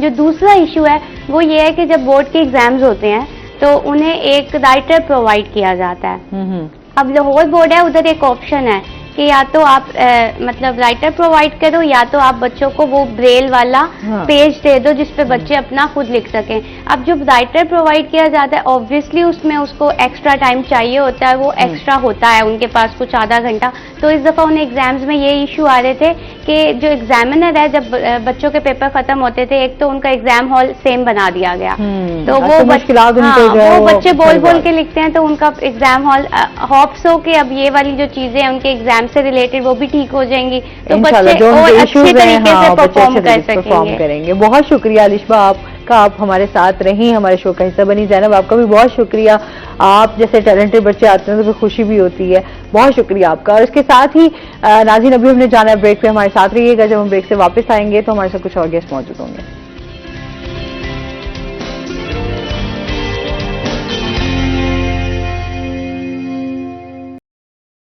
वेलकम बैक नाज़रीन, रोही एट 10 में आपको खुश आमदीद कहते हैं। और ब्रेक के बाद हमारे साथ गेस्ट मौजूद हैं, उनका तारुफ करवा देती हूँ। आज हमारे साथ हैं जी अल्लाह नवाज वैन साहब हमारे साथ मौजूद हैं, जो कि चेयरमैन हैं सराइकी पार्टी के। अस्सलाम वालेकुम, कैसे हैं आप? ठीक ठाक हैं? वेलकम कहते हैं शो में आपको। शुक्रिया आपने। अच्छा, आज इनसे बात करेंगे। इस टाइम जो हमारे जनूबी पंजाब के हवाले से हम देखा जाता है कि हमेशा हम महरूमियों का शिकार रहे हैं। अभी जिस तरह के हालात चल रहे हैं कि आपको पता है कि महंगाई जो है वो बहुत ज़्यादा बढ़ गई है, एक आम बंदे के लिए सरवाइव करना जो मुश्किल हो गया है। पेट्रोल की कीमतों में इजाफा कर दिया गया है, डीजल की कीमतों में इजाफा कर दिया गया है, आपकी बिजली के जो बिल आ रहे हैं उनमें बहुत ज़्यादा टैक्सेस की भरमार कर दी गई है, और बिल जो है वो आपके बहुत ज़्यादा आ रहे हैं। तो बहुत ज़्यादा इस टाइम जो है मुश्किलात का सामना करना पड़ रहा है। इस हवाले से बात होगी। साथ ही हम, क्योंकि हमेशा हम बात करते हैं कि सराइकी सूबा जो है, सूबे की जब बात आती है तो सूबा कितना ज़रूरी है इस टाइम हमारे लिए, हम लोग अपनी जो यहाँ के इश्यूज़ हैं उनको कितना सॉर्ट आउट कर सकते हैं, तो इस हवाले से इनसे बात करेंगे। सबसे पहले तो हम इस हवाले से बात कर लेते हैं ना, इस टाइम जो बहुत ज़्यादा मुश्किलात देख रहे हैं, हम महंगाई देख रहे हैं, बेरोज़गारी देख रहे हैं, क्योंकि लोगों में इस टाइम बहुत ज़्यादा मसाइल हैं। इनके बारे में आपकी क्या राय है, आप क्या कहना चाहेंगे? देखो, मैं गुजारिश करूँगा, सबसे पहले है महंगाई की बात। इस वक्त जो रोना है, अभी पिछले 15 दिन में कोई 40 रुपए के करीब पेट्रोल में इजाफा हुआ है, डीजल में। जी बिल्कुल ऐसे। तो उसमें क्योंकि मेरा जिम्मेदारा भी है और फिर यहाँ शहर में पाकिस्तान सराइकी पार्टी की तहरीक में पेट्रोल और डीजल दोनों का मैं भी मुतासरा शख्स बैठा हूँ। तो जो पेट्रोल आता है उसको गवर्नमेंट को, वो कहती है कि बाहर से पेट्रोल आता है जिस हिसाब से आता है, फिर उसमें लेवी भी लगाते हैं, भाई इतना उस पर टैक्स भी लगाते हैं। ये कोई IMF कहती है कि आप टैक्स लगाओ और हमारे पैसे पूरे करो। तो इसका सबसे बेहतरीन हल जो था कि हम कम से कम कर्जे से बच जाएं। अगर जब तक हम कर्जे से नहीं बचेंगे हमें ये मसाइल रहेंगे। और कर्जे से बचने का, अब तो मजीद कर्जे पे कर्जा है ना इस टाइम। तो हम तो अभी लास्ट बजट पे देख रहे हैं ना, उन्होंने 145 खरब का बजट दिया है, 93 खरब की उन्होंने दिखाई है इनकम, और वो भी अभी टैक्स वसूली, और उसमें तकरीबन जो है ना 73 या 74 खरब जो सिर्फ कर्जा और सूद है। तो बताएं बाकी क्या बचा इनके पास, फिर कर्जा लेंगे और अपना गुजारा करेंगे। तो उसमें बेहतरीन एक तरीकाकार है जो आपके मुल्क में ज़राअत का शोबा है, उससे ज़राअत के शोबे में आप जितना सूद देते हैं उसका 10वां हिस्सा आप ज़राअत पे लगा दें। और ज़राअत का मैं फार्मूला आपको देता हूं कि इन्होंने एक तहसील पे एक ज़राअत अफसर होता है और एक यूनियन काउंसिल पे एक फील्ड असिस्टेंट होता है। तो मेरी गुजारिश है कि अगर ये समझें मैं काश्तकार भी हूं, तो अगर एक यूनियन काउंसिल पे एक ज़राअत अफसर हो, हर मौजे में 3-3-4 फील्ड असिस्टेंट हूँ, और वो हर जिम्मेदार को बताएंगे कि आपने कपास कितनी काश्त करनी है, गंदम कितनी काश्त करनी है, गन्ना कितना काश्त करना है, और गवर्नमेंट इसको यकीनी बनाए कि असल बीज मिले, असल खाद मिले और असल ही स्प्रे मिलनी चाहिए, और वो यकीनी बनाए कि जो काश्त है और वो काश्त जो आपकी 40 मन है तो लोगों की वो 100 मन आ रही है एवरेज। तो उसकी वजह कि 1985 से लेकर आज तक आपकी ज़री पॉलिसी नहीं बनी। लास्ट आपकी ज़राअत की जो ज़री पॉलिसी थी 1984 में बनी थी। 1984 के बाद आज तक आपकी मुझे नहीं समझ आती कि जिस मुल्क का ज़्यादातर दार मुईशत ज़राअत पे है उसकी ये पॉलिसी नहीं बनाते। अब वो बड़े बड़े जो जिम्मेदार हैं वो डायरेक्ट उनको फैसिलिटेट करते हैं, जहाँ जो काश्तकार है, जो गरीब आदमी है, जो बिडियाकार है या सबसे नीचे दर के, उसको ये कुछ भी नहीं देते। सबको देते हैं जो बड़े बड़े एमएलए सरदार हैं, नवाब हैं और ये दूसरे क्या नाम है महतूम हैं, यही सहूलतें लेते हैं और रोज़ बरोज़ ये अमीर तरीन होते जा रहे हैं और जो गरीब है गरीब तर होता जा रहे हैं। किसी मखदूम को फ़र्क नहीं पड़ता। मखदूम भी 2%, उसमें 98% मखदूम तो बेचारे मोटरसाइकिलों पे अपनी रोज़ी की तलाश में होते हैं। ऐसे ही जो सरदार हैं उनके साथ बाकी जो लोग हैं नीचे उनके जो फॉलोअर हैं वो बेचारे तो गरीब हैं, उनके पास तो कुछ नहीं है। तो ये लोग एक तबकाती जो जंग है वो इन्होंने किया। फिर दूसरे इन्होंने जो मसला किया वो बहुत जुल्म कर रहे हैं। इस वक्त आपके पंजाब की इंडस्ट्री, आप 80% इंडस्ट्री जो है ना वो सियालकोट, गुजरात, गोजरावाला, लाहौर, फैसलाबाद इधर लगा दिया है। इस पूरे सरेकी खित्ते में कहीं इंडस्ट्री नहीं है। आपके मुल्तान में एक इंडस्ट्री स्टेट है वो आधा खाली पड़ा है। ऐसे ही है। अब तो वो उसका हमें लोगों ने जी हमारा जो यहाँ के बहुत बड़े बासर हैं वज़ीर आज़म, कभी उन्होंने ये नहीं कहा कि हमारे धरती की इंडस्ट्री क्यों आपने बंद कर दी है। फिर आपके इलाके का सर्विस जो है आपकी ब्यूरोक्रेसी में, जुडिशरी में और तक उसमें आपका 10% भी हिस्सा नहीं है इस खित्ते का। और उन्हीं 5-7 जिलों में इन्होंने सारी ब्यूरोक्रेसी भर्ती कर दी है, सारी जुडिशरी भर्ती कर दी है। तो इन्होंने एक किस्म का सिस्टम जो है ना उसको ब्लॉक कर दिया। फिर इन्होंने जो और काम किया है रसोड़ साहिल, तो एक मोटरवे ले गए हैं ये लाहौर, फिर फैसलाबाद से इधर आती है, फिर दूसरी मोटर लाहौर से अब्दुल हकीम आ जाती है। अब तीसरी मोटरवे जो बन रही है वो लाहौर और कसूर, और इनको ज़रूरी है कि वो भावल नगर लेके जाने, वो बननी चाहिए, लेकिन कब बननी चाहिए। अब जो दूसरे मोटरवे हैं, जो सबसे शॉर्ट मोटरवे है, आप देखें पिशावर है, पिंडी है, मियांवाली, मुजफ्फरगढ़, और ये इसमें थल का एरिया आता है सारा, इसमें गुरबत है, इसमें सारे जिले आते हैं, जंग आता है, मियांवाली आता है, सरगोदा आता है, इसमें जनाब DI खां आता है, डेरा इस्माइल खां आता है, लैया आता है, बखर आता है, ये मुल्तान आता है, इसमें सारे ये इजला आते, फिर आगे रोही शुरू हो जाता है। और यहाँ पर ये ना इंडस्ट्री लगाते हैं ना यहाँ पर मोटरवे देते हैं। अगर इसी इलाके में ये कर दें, फिर इन्होंने दूसरा आदाब क्यों डाला, ये हाउसिंग स्कीमें, NHA हो गया, सिटी हाउसिंग हो गई, बहरियन टाउन हो गया। भाई आप ऐसी जगह पर जैसे ये थल का एरिया है, जैसे रोही का एरिया है, वहाँ आप नीचे उन कई मंजिला फ्लैट बना दें, लोगों का रोज मसला होगा, रिहायशी मसला भी हल होगा। और ये जो हमारे मुल्तान और इस पूरे सैकी खित्ते के बागात काटे जा रहे हैं और इनको बागात ख़त्म हो गए, ज़राअत ख़त्म हो गई, हर चीज़ को ख़त्म करते जा रहे हैं। यानी कोई सेंट्रल पॉलिसी नहीं है। हर बंदा अपने हिसाब से यहाँ के जा रहा है, जो मर्जी करता है, जो करता है, कोई कुछ नहीं। अच्छा देखिए ना, अभी हम वही देखते हैं कि जैसे कल का वाक़या है भी एक और सामने आया, जिसमें फातिमा बच्ची के ऊपर जो है वो बहुत ज़्यादा ज़्यादती की गई और उसके जो है तशद्दुद किया गया और उस बच्ची की डेथ हो गई।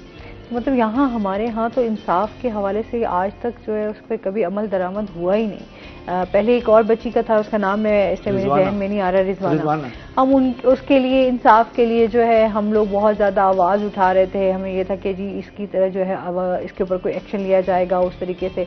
और अभी हम जो है वो देख रहे हैं कि फिर एक और बच्ची का जो है वो केस सामने आ गया। इस तरह बहुत सारी ऐसी बच्चियाँ मौजूद हैं, जो घरों में काम कर रही हैं, लेकिन बहुत सारे ऐसे केसेस हैं हमारे जो हमारे सामने शायद ना आ पाते हों, क्योंकि इन ऐसे लोगों को थ्रेट भी किया जाता है जो लोग बहुत ज़्यादा बेचारे गरीब होते हैं, जिनका कोई और यूँ समझिए उनके पास वसाइल नहीं है, तो वो लोग थोड़ा दब जाते हैं और वो लोग इन चीज़ों के खिलाफ ना ही आवाज़ उठाते हैं। तो आप जिस तरह हम ये देख रहे हैं कि लोगों में थोड़ी सी ये हिम्मत आ गई है एटलीस्ट के वो अपने हक के लिए आवाज़ उठाते हैं, तो अभी जो है इस केस का मामला भी देखें कि क्या बनता है। तो हमारे यहाँ तो कवानीन भी हैं, आइन भी हैं, सब चीज़ें मौजूद हैं, लेकिन आज तक उन पर अमल दरामद नहीं हो सका, जिसमें आज भी हम वो सफ़र कर रहे हैं। देखो इसमें बात वही आ जाती है, हम दो तबू में तकसीम हुए खड़े। एक अपर क्लास है, अब जो ये है ये फिर रानीपुर के पीर हैं, असद शाह उस बंदे का नाम है, वो 10 साल की बच्ची बता रहे हैं और उसके SHO ने भी रिपोर्ट दी है कि जनाब कुछ नहीं हुआ, फिर डॉक्टर से भी उन्होंने रिपोर्ट करवा ली है। असल में ये जो ऊंच नीच का तबका है इसमें ये नहीं होना चाहिए। गरीब के लिए कानून है, अमीर के लिए तो कोई कानून मेरे ख्याल में बना ही नहीं है। उनमें यह था कि उनके लिए आसानियां कर दी हैं कि उन्होंने अपने आप को बचाना किस तरह। आप देखें वो मई बता रही है कि मेरी 3 बच्चियां इसी हवेली में काम करती हैं। अब मैं एक बच्ची को इसलिए कुर्बान करें कि मेरी 2 बच्चियां और बेरोजगार न हो जाएं। अब ये बात है कि उसको तनख्वाह कितने देते होंगे, 5,000, 8,000, 7,000, ये कहते हैं हम 35,000। आपके मुल्तान में बड़े बड़े इंडस्ट्रियलिस्ट 12,000 तनख्वाह देते हैं जी, गवर्नमेंट की कोई पकड़ नहीं है। 18 देते हैं, 12 दें, 14, और गवर्नमेंट कहते हैं हम 35,000 देंगे। 35,000 किसको मिल रही है? अब जब वो गुर्बत की चक्की में होगा, उसका पेट नहीं पड़ रहा, उसको रूखी सूखी रोटी मिल जाए। जो हालात हैं, लोग तो अब मजबूर है ना। हम कहते हैं कि जी क्या करना चाहिए, गरीब क्या करे, तो यही होगा कि वो अपने जो बच्चे होंगे उनको तालीम नहीं दिलवाएगा, बल्कि उसी तरह के कोई आपका काम पे सिखा देंगे, या फिर आप आजकल हम देखते हैं, यकीन करें बड़ा दुख होता है, बड़ी जवान बच्चियां जो है वो अब रोड्स पे आके बैठी हुई होती हैं। दुख भी होता है, कुछ माफिया भी इसमें इन्वॉल्व होता है, तो वो आकर जो है वो भीख मांगने पर मजबूर हैं और भीख मांग रहे हैं। इसका बहुत आसान हल है, अगर गवर्नमेंट कुछ ना कुछ आसानियां करती है। हाँ। अगर गवर्नमेंट वाले ये जो तीनों चारों पार्टियों वाले अगर ये समझ रहे हैं कि ये पाकिस्तान हमारा है, ये तमाम लोग हमारे हैं, ये नहीं समझते। आप चले जाएं किसी मुल्तान शहर के किसी कोने में जाएं कि वहाँ आप गाड़ी रोकें तो जितने औरतें भीख मांगने वाली हैं, नशा करने वाले लोग हैं, वो दंतनाते फिर रहे होते हैं, गाड़ियों के शीशे तक वो ऐसा जोर जोर से करते हैं, अगर ना दे तो वो मतलब उनका बददुआएं देते। मैं तो अभी ये बात कर रही थी कि बहुत सारे ऐसे होंगे बददुआएं निकाल देंगे, आपको कुछ और कर आप उसका बेहतरीन हाल है। गवर्नमेंट को एक तरीकाकार उनका बनाना चाहिए, कैंप बनाना चाहिए, जो उनका सेंटर बना, जो वो मांगने वाले सेंटर्स भी बने हुए हैं हमारे यहाँ, तो वही बात है ना, फिर वो अमल नहीं करते। चेक एंड बैलेंस नहीं है ना उस तरीके से। असल बात वो है कि वो अमल नहीं करते। अगर उनको उठा के उधर दें, उनको कपड़ा भी दें, रोटी भी दें, पानी भी दें, फिर वहाँ करप्शन शुरू हो जाती है। जो बस उसका इंचार्ज होता है वो खुद खा जाता है या ऊपर वाला अफसर खा जाता है। फिर अगर वो जो नशाई हैं इनको पकड़ के वहाँ रखें और उनका इलाज करें, उनको ना जाने दें। लेकिन असल जो बददियानती है वो हमारी ब्यूरोक्रेसी जो है वो सिफारिश पे भरती है, हमारा CSS सिस्टम सिफारिश पे है, हमारा PA सिस्टम सिफारिश पे है, हमारा जुडिशरी सिस्टम टोटल सिफारिश पे है। और आप देखें कि यहाँ पर आपके सरायकी खित्ता में 70% जो सरकारी मुलाजिम हैं निचले दर्जे के, वो लाहौर, गुजरात, गुजरांवाला और शेखुपुरा के आप नजर आएंगे। फिर आपको 90% जहाँ जुडिशरी हाई लेवल की और जो ब्यूरोक्रेसी है वो उसी इलाके से नहीं। जब ये चीज़ें होंगी तो फिर ये ब्यूरोक्रेसी जो एक मखसूस इलाका और मखसूस खानदानों की है, तो फिर वो डेली भरपूर तरीके से रिश्वत लेते हैं और हमारे लोगों को उनकी दलाली करनी पड़ती है कि वो अगर कहेंगे तो अगर कुछ उनको दें तो उसमें 5%, 10% उसको भी मिल जाएगा। ये इन्होंने असल में सारा सिस्टम जो है ना करप्शन खात्मा आज तक हम कर ही नहीं सके, सबसे बड़ी जो मेन हम जड़ जानते हैं। अच्छा, इसके साथ ही जिस तरह अभी सूबे की भी बात करें, इलेक्शंस के हवाले से भी बात कर लेते हैं। पिछली हुकूमत ने भी जो है वो खत्म हो चुके हैं, निगरान सेटअप आ चुका हुआ है। आप क्या कहना चाहेंगे इस बारे में? आपको इलेक्शन होते दिखाई दे रहे हैं या हमारी यहाँ की जनूबी पंजाब की कोई सियासी पार्टी जो है वो इसमें आपको एक्टिव नजर आ रही है कि वो इस तरफ ध्यान देगी? देखो, कल एक बात है, मैं मेरे ख्याल में एक लफ्ज में समझ आनी चाहिए अगर जो दोस्त हैं। कल एक टीवी एंकर बता रहा था कि रजा रब्बानी जो पीपल्स पार्टी का मंजा हुआ साहब का चेयरमैन सेनेट भी रहा है, तो उसने बिल की कापी फाड़ी है। तो उस एंकर ने कहा कि जब ये 16 महीने मतलब क्या कहें, गैर इखलाकी कहने कानून साजी करते रहे, तो उसको उस वक्त तो थोड़ा भी लिहाज नहीं आया कि मैं कहाँ बैठा हूँ। जब जाते जाते उसने बिल की कापी फाड़ दी। फिर अगले दिन उसका बयान आया कि सेनेट के डिप्टी चेयरमैन ने कहा कि जनाब बलूचिस्तान के इतने सूबे हों, पंजाब के 3 सूबे बना दें और यहाँ पर 9 सूबे। तो उसका बयान आया कि मजीद सूबे की बात करना 18वीं तरमीम के रूह के खिलाफ है। कि ऐसे लोग हमारे मंझे हुए सियासतदान जिनका एक मकाम है, उनके अंदर भी एक ऐसी चीज भरी हुई है कि जो इस धरती के खिलाफ है। तो इलेक्शन की बात यह है कि देखो इलेक्शन आने चाहिए। पहले जो था इलेक्शन टाइम के 90 दिन पहले, तो जिसने ये असम्बलियाँ तोड़ी गलत तोड़ी, हम कहते हैं नहीं तोड़नी चाहिए। अगर तोड़ दी फिर सुप्रीम कोर्ट कह रही है कि आप इलेक्शन करें, वो कहते हैं सुप्रीम कोर्ट को इख्तियार ही नहीं है इलेक्शन कभी। हालांकि उसको एक इख्तियार तो है लेकिन आइन के अंदर इख्तियार है ना। इलेक्शन कमीशन को लामहदूद इख्तियार है, तो फिर वही उसी को बना दो, सबको बादशाह वक्त बना दो। तो इन्होंने हमारे अंदर जो इस वक्त जो सियासत पे जिन लोगों ने कब्जा किया हुआ है, वो मखसूस तौर पर एक ऐसे लोग हैं जो दौलत पे जिनकी नज़र है। वो तीनों जमातों में जितने भी आपने बंदे देखे हैं, उनकी दौलत इकट्ठी करना और करप्शन के केसेस आ रहे हैं। और जब वो हुकूमत बदलेगी तो वो पहले वाले बरी हो जाएंगे और नए जनाब कटहरे में खड़े पर अब दूसरे की हुकूमत है, फिर वो बरी हो जाएंगे और अगले आ जाएंगे। क्योंकि जो हमारे कानून जो केसेस करने वाले हैं यानी है सिस्टम है, वो भी गलत है। फिर हमारी जुडिशरी में इतने वो रख लेते हैं और जुडिशरी का सिस्टम इतने साल केसेस चलते हैं, ना उसका कोई सर होता है ना पाँव होता है, कुछ भी नहीं होता। लेकिन आप उसको जब तक सिस्टम आपका शार्ट नहीं होगा, आप हम थाने में देखते हैं तो इन्होंने कहा जी एसपी कहता है जी हमें डेली की रिपोर्ट चाहिए, और एसपी साहब को पता है कि थाने में एक बंदा जिमनी लिखने वाला स्पेशल प्राइवेट बंदा बैठा है और झूठी जिमनी रोज लिख रहा है, और वही जिमनी मैं भी खुद वकीलों को हम अदालत में करके वही जिमनी पढ़ते हैं। अब एसपी को भी पता है, जज साहब को पता है, वकील साहब को भी पता है, जो जिसके पास मुकदमा खिलाफ है जिसके उसको पता है कि झूठी जिमनी लिखी जा रही, उसी जिमनी पे ये फैसला करते हैं। तो इसमें एक शॉर्ट प्रोसेस जब आप इंसाफ खाएगा जैसे इस्लामी निज़ाम है उस पर आ जाए, तो पुलिस गवाह इकट्ठे करे और फिर जो आई विटनेस होगा, आई विटनेस मौके का नहीं होता, वो अपने खानदान के बंदे रखते हैं। वो कहते हैं ये आई विटनेस तो फिर जाएगा, वो बंदा जहाँ 100 मील दूर बैठा होता है 20 मील दूर, तो उसको आई विटनेस रखते हैं। अब अगर आप 2 महीने के अंदर उसका बजाय लंबी लिखत पढ़ा के पुलिस को कहें आप स्टेटमेंट दें, और जिन लोगों ने वकूआ देखा है 2 महीने में इतने बेज़मीर कोई नहीं होता, वो आपको सच है और जज को पता होता है कि वकूआ हुआ है, किसने किया है, उसी वक्त पता लग जाए। जब ये इतना लंबा करते हैं 5-5 साल 2-2 साल, जिसका मर जाता है उसको वो ही समझाते हैं, और जो गवाह होते हैं उनको कहते हैं यार हिकदा तो मर गए हूँ तू तक अल्लाह का नाम देता न मार। यानी इस वास्ते ये सिस्टम खराब है, इसको इतना लंबा किया जाता है। अगर ये यूरोप में काम जाए तो वहाँ लोग झूठ नहीं बोलते, हम लोग हमारा हर बंदा हर तबके बंदा झूठ बोलता है और झूठ बोल के खुश होता है, इसलिए हमें इसमें बड़ा मुश्किल मसला होता है। इसलिए आप इसको जितना विद इन 2 और 3 मंथ आप केस का फैसला करें जो भी है, और उसको ज्यादा अभी आप देखते हैं कि इलेक्शन होता है, आपको फिर दिखाई नहीं दे रहा कि भाई अभी इलेक्शन जाएंगे, या अभी जिस तरह अभी कहा जा रहा है कि जी फेब में होंगे या फिर मार्च में जाएंगे, या शायद इससे भी आगे टाइम निकल सकता है। या फिर तो कुछ लोगों का ये राय है कि जी 2 साल तो इलेक्शन ही ना कराए जाए। आप क्या कहेंगे? देखो जो जाहिर तौर पर नजर आ रहा है शायद इसमें फरवरी मार्च में हो जाए।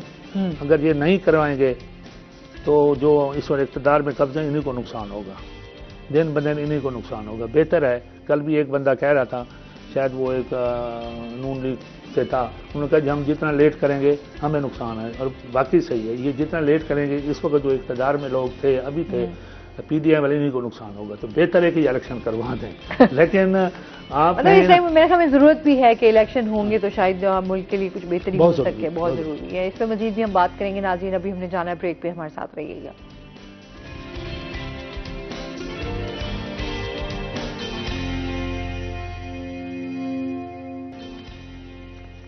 वेलकम बैक नाज़रीन, रोही 10 में आपको खुश आमदीद कहते हैं और इसके साथ ही चलते हैं अपने सेगमेंट की तरफ। आज के भाव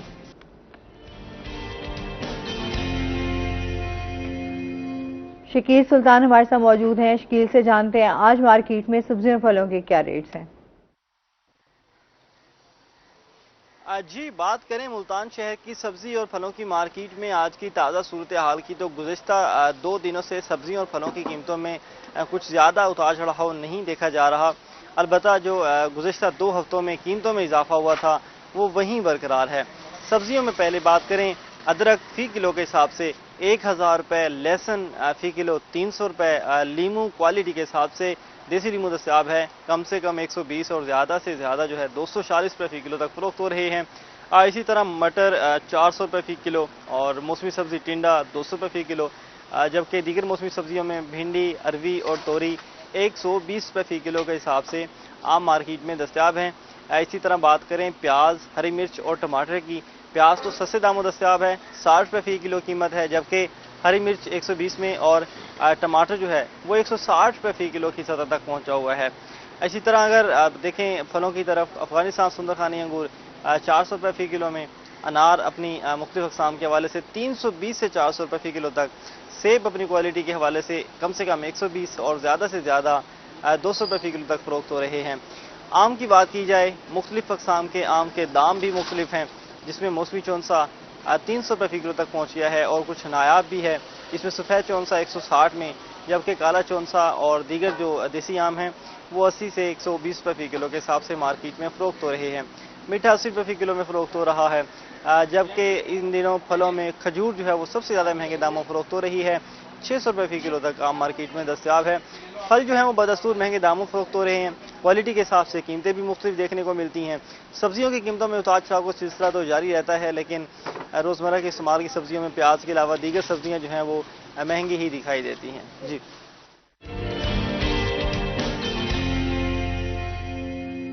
बहुत शुक्रिया आपका शकील सुल्तान। अच्छा, क्योंकि जिस तरह महंगाई बढ़ी ना, उसी तरह अब सब्जियों फलों की और आपके खाने पीने की जो अशियाँ हैं वो महंगी तरीन होती जा रही हैं। अच्छा, इसके साथ ही जिस तरह हम इलेक्शंस की बात कर रहे थे, सियासत की बात कर रहे थे, अभी वैसे सूबे के वाले से जैसे मैंने आपसे पहले भी क्वेश्चन किया था कि यहाँ पर जो हमारे जो सियासी पार्टियाँ हैं, क्योंकि सबसे पहले तो यूसुफ रज़ा गिलानी साहब ने इस चीज़ के लिए जो है आवाज़ बुलंद की थी। अभी देखते हैं कि यूसुफ रज़ा गिलानी साहब भी जो हैं वो इस तरफ आपको तवज्जो देते हुए नजर आते हैं, उनके बेटे, क्योंकि वो भी अब सियासत के साथ अटैच है। एक बड़ी मजाक की बात कह दी कि अगर यूसुफ रज़ा है, फिर यूसुफ रज़ा का बेटा है, फिर यूसुफ रज़ा का बेटा है, फिर यूसुफ रज़ा का बेटा है, तो ये क्या है? खेल है, तमाशा है। देखो आप उनके तीनों बच्चे जो हैं वो इस टाइम से कोई टैलेंट नहीं है सियासत के साथ अटैच। आप देखें जिन लोगों का है, आप सिलेक्शन कर रहे हैं, इलेक्शन नहीं हो रहा, क्योंकि आपने वसाइल इन लोगों के हाथ में दे दिए। लोग मारे मारे इनके पीछे फिरते हैं, ये किसी को किसी न किसी शोबे में एडजस्ट कर देते हैं, वहाँ से उनको 10-20-40 हज़ार तनख्वाह मिलना चाहो जाते हैं, तो फिर वो उसका खरीद हो गया, फिर और ख़रीद हो गया, और ये सारा सिस्टम ऊपर से ख़राब होता है।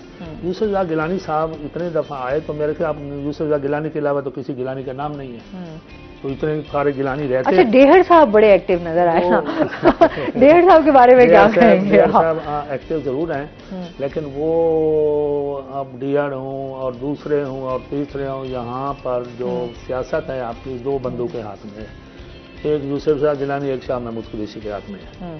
अब जो जिधर ये जाएंगे सारी मखलूक उधर जाएगी। कोई ना डीआर साहब की कोई पोजीशन है, अगर वो टिकट नहीं लेगा तो आप देख लेना, हाजी सिकंदर बहुत बड़ा मजमून, उसने 28,000 वोट लिए पिछली दफ़ा, इनके वोट 10-15 हज़ार तो 20 हज़ार दे सकते हैं, बाकी वो लोगों की ये पार्टियां बदलते रहते हैं और जनाब उधर से वोट आ जाते हैं। अच्छा, मौरूसी सियासत के बारे में भी अक्सर हम बात करते हैं। वैसे तो अभी हम देखें तो ये चीज़ें बहुत अरसे से ही चलती आ रही हैं कि सियासत में अगर आपके जो है मैं हूँ तो फिर मेरे आगे बच्चे भी होंगे, वही उन्हीं को आना चाहिए। नए लोगों को हम मौका ही नहीं देते कि वो आए, या फिर नए लोगों को उस तरीके से ट्रीट ही नहीं किया जाता कि वो कुछ अपना अगर पॉजिटिव रोल प्ले करना भी चाह रहे हो तो उनको नहीं करने दिया जाता। उसकी वजह यह है, एक तो हमारा ट्रेंड बन गया मरूसी। नून लीग में देखें वरासत आ रही है जी, अहलियत है या नहीं है। पीपल्स पार्टी में देखें वरासत आ रही है। अब पीटीआई में जब वरासत आगे नजर नहीं आई तो लोग कहते हैं कि इसके बाद इसका एंड है। तो यहाँ आप मकामी तौर पे आप देखें कि चार कैंडिडेट पूरे मुल्तान के इर्द गिर्द यूसुफ रज़ा गिलानी और उसके बेटे हैं और शाह महमूद के 3 हैं। तो ये वरासत जो है ये इन्होंने बनी। दूसरी उसकी असल वजह क्या है? उसकी वजह यह है कि टोटल वसाइल पे इन लोगों ने कब्जा किया हुआ है। अब जहाँ चले जाएं, डीजी खां में जो सरदार हैं, खोसे हैं, लगारी हैं, मतलब उन्होंने वसाइल पे कब्जा किया हुआ है, वो ही जाते हैं। वो नून लीग से भी मुफीद होते हैं, वो पीपल्स पार्टी से मुस्तफीद होते हैं, वो पीटीआई से मुस्तफीद होते हैं। वहाँ के लोग मजदूरी के लिए, मैं छोटी जेरी की बात करता हूँ, वहाँ के लोग मजदूरी के लिए सियालकोट जाते हैं। और इस पिछली दफ़ा जब सियालकोट से वापसी तो 32 बंदे शहीद हुए थे चोटी जेरी के, जहाँ पर 9 MN MPA एक ही खानदान के हैं। यानी वो आप वहाँ चले जाएं और उनमें खूबी है या नहीं है लोगों को। और बाकी जो वहाँ के लगारी खानदान है, मज़ारी हैं, उनके जो निचले वाले तबके हैं वो बेचारे अपनी रोटी रोज़ी से भी तंग हैं, जो उनके फॉलोअर हैं। अब ये मखसूस लोगों ने जब अपने वसाइल पे कब्जा किया हुआ है, पाकिस्तान की बर्बादी यही है। अब इसमें दो चीज़ें मैंने जैसे गिलानी साहब ऑल पार्टीज कॉन्फ्रेंस में गुजारिश की। देखिए, आपके खित्ता में 3 कैडेट कॉलेज मंजूर शुदा है, आपके खित्ता में, सराकी खित्ता में, सराकी वैसे में 1993 सदर फरूक लगारी ने फोर्ट मिनरो में मंजूर कराया। उससे 40 साल हो गए, एक कमरा नहीं बनवा सके। 2000 में एक कैडेट कॉलेज रोही के नाम से खानपुर कटोरा रहीम झारखंड मंजूर हुआ। अब उसमें 5-10 कमरे बने हैं, लेकिन उसको 23 साल हो गए। 2008 में यूसुफ गिलानी साहब ने किसी का रकबा अक्वायर कराया 3.5 या 4.5 मुरब्बे, उसको 15 साल हो गए, एक कमरा नहीं बनवा सके। तो मैंने अगले दिन यूसुफ गिलानी साहब को एक ऑल पार्टी सूबा सराकिस्तान कॉन्फ्रेंस में मैंने उन्हें गुजारिश की कि आप 4 साल वजीर आजम रहे, तो आपको ये नज़र नहीं आया कि हमारे बच्चे, अगर ये हमारे कैडेट कॉलेज वक्त पे बन जाते, जहाँ के जो देही लोग हैं, गरीब लोग हैं, जो साइकिल पे, मोटरसाइकिल, बच्चे तो पढ़ सकते, 6000 बच्चे हमारे कैडेट होते आज तक। 6000 कैडेट होते तो मेरे ख्याल में अब तक सूबा बन चुका होता। अब ये चीज़ है। अब दूसरी सूबे की तरफ आ जाते हैं, यानी 24 करोड़ 15 लाख की आबादी है राउंड अबाउट, जिसमें 13.25 करोड़ पंजाब है। 13.25 करोड़ में से जब हायर एजुकेशन कमीशन के मुताबिक पाकिस्तान में सराकी कौम की आबादी 44% है, तो अब उसको लगाएं तो 13 में से कम अज़ कम इस पंजाब में 8-9 करोड़ सराकी हैं, यानी 3/4 हिस्सा सराकी, 1/4 हिस्सा यहाँ पर पंजाबी हजरात है, जो हमारे सारे ठीक हैं, लेकिन कब्जा उन्हीं लोगों का है। अब ये जो इन्होंने जुल्म किया, फिर आप आ जाएं, एक सूबा है तकरीबन 13.25 करोड़ का, 13 करोड़ लग रहे। अब सिंध की आबादी है 5.5 करोड़, 5 करोड़ 57 लाख, ठीक है। केपी की है 4 करोड़ 8 लाख, और बलूचिस्तान के 1 करोड़ 49 लाख। अब बताओ ये कौन सा बैलेंस है? अब इस इलाके को दबाया हुआ है। अगर आप 4 करोड़ का एक आबादी का रखें तो 4 के इस पंजाब के 3 सूबे बनते हैं। अगर उसको 5.5 को रखें तो 5.5 और 5.5 11, फिर भी 2 करोड़ लोग आपके बचते हैं। यानी अगर कम से कम 2 सूबे इनको देने चाहिए, अगर इनको किसी बात से चिढ़ है। अच्छा, अब आपने कहा कि गिलानी साहब ने सेनेट से यानी तरमीम करवाई, क्यों करवाई? अब सच ये है कि उन्होंने कहा जी आप स्विस गवर्नमेंट को खत लिखें जरदारी साहब के खिलाफ, तो उसने कहा मैं नहीं लिखूंगा, तो उसने फौरी तौर पर वो तरमीम ले आए, आइन से मंजूर हो गई। फिर ये आप जो सेक्रेटरिएट बनाए, एक मजाक का नाम है, आप सेक्रेटरिएट बना दिया, जो नीचे दफ्तरों के बंदे थे उन्होंने बिठा के अपने पास ले लिए, नई भर्ती तो की नहीं। आप एग्रीकल्चर यहाँ का काटन रिसर्च का महकमा है, वहाँ 22 गजटेड अफसर हैं जो सीड वगैरह का काम करते हैं, लेकिन उनके पास चपरासी कितने हैं? नैब का से 2 हैं, क्लर्क है नहीं। सही। तो इन्होंने सारा सिस्टम ही खत्म कर दिया। ये एक बात। अगर आपने सूबे बनाने, सूबे देखो, अब मैं गुजारिश करूंगा जो अगर जो भी ताकतवर इस वक्त लोग हैं, एस्टेब्लिशमेंट है, जो भी है, खुदा के लिए अगर आप पाकिस्तान का अच्छा भला मांग भला करते हैं, 2 काम कर दें सिर्फ। एक तो आबादी के लिहाज से वो 4 करोड़ वाला फार्मूला बना लें, 5.5 करोड़ वाला फौरी तौर पर ये पंजाब को 2 सूबे बना दें। अगर कोठवारी वाले करना चाहते हैं तो उनका भी जो कुछ बनता है ये बना दें। फिर उससे फायदा क्या होगा? हर सूबे के जुडिशरी अपनी हो गई, हाई कोर्ट का सिविल जज भी उसी एडिशनल सेशन भी होगा और हाई कोर्ट का जज भी हो, सुप्रीम कोर्ट में रेशो से जाएंगे, वहाँ PMS उसका अपना होगा, आपके मेडिकल के अपने होंगे, तो उस इलाके में तरक्की आ जाएगी। दूसरी एक बात है, ये जो मोटरवे बनाते जा रहे हैं, पहले लाहौर बनाई, फिर अब इनको सबसे अहम जो मोटरवे नजर आई है लाहौर से भावल नगर, मुझे बताओ उसकी कौन सी जरूरत है नया पड़ी थी। मोटरवे जो बननी चाहिए, सी पैक के जो मंसूबे हैं, आज भी कह रहा हूँ, एक थोड़ा सा अगर पीटीआई वालों को समझ होती, उस लीडर को समझ होती, तो कम अज कम कुछ काम अच्छा कर जाता। पिंडी, पिशावर, पिंडी, मियांवाली, मुजफ्फरगढ़ और ये अलीपुर या मुल्तान शेरशाह से मोटरवे से मिला दें, बहुत बड़ा शॉर्ट है। ये सारा थल का इलाका है और इसके अलावा 5-4 इंडस्ट्रियल जोन बना दे। फिर अलीपुर के आगे रोही शुरू हो जाता है, बहावलपुर का एरिया है, वहाँ सारे रोही में आप इंडस्ट्री दे दें और इसमें फ़ायदा किसको होगा? आप वहाँ आएंगे, पिंडी आबाद सरगोदा आएगा, उधर DI खान आएगा, डेरा इस्माइल खान आएगा, लैया आएगा, तोसे को फ़ायदा होगा, उसके बकर को फ़ायदा होगा, जंग को फ़ायदा होगा, मुल्तान मतलब डिफरेंट जो इजला है उनको भी। ये अच्छा, इस पे मजीद हम बात करते हैं। नाज़रीन, अभी हमने जाना ब्रेक पे, हमारे साथ रहिएगा।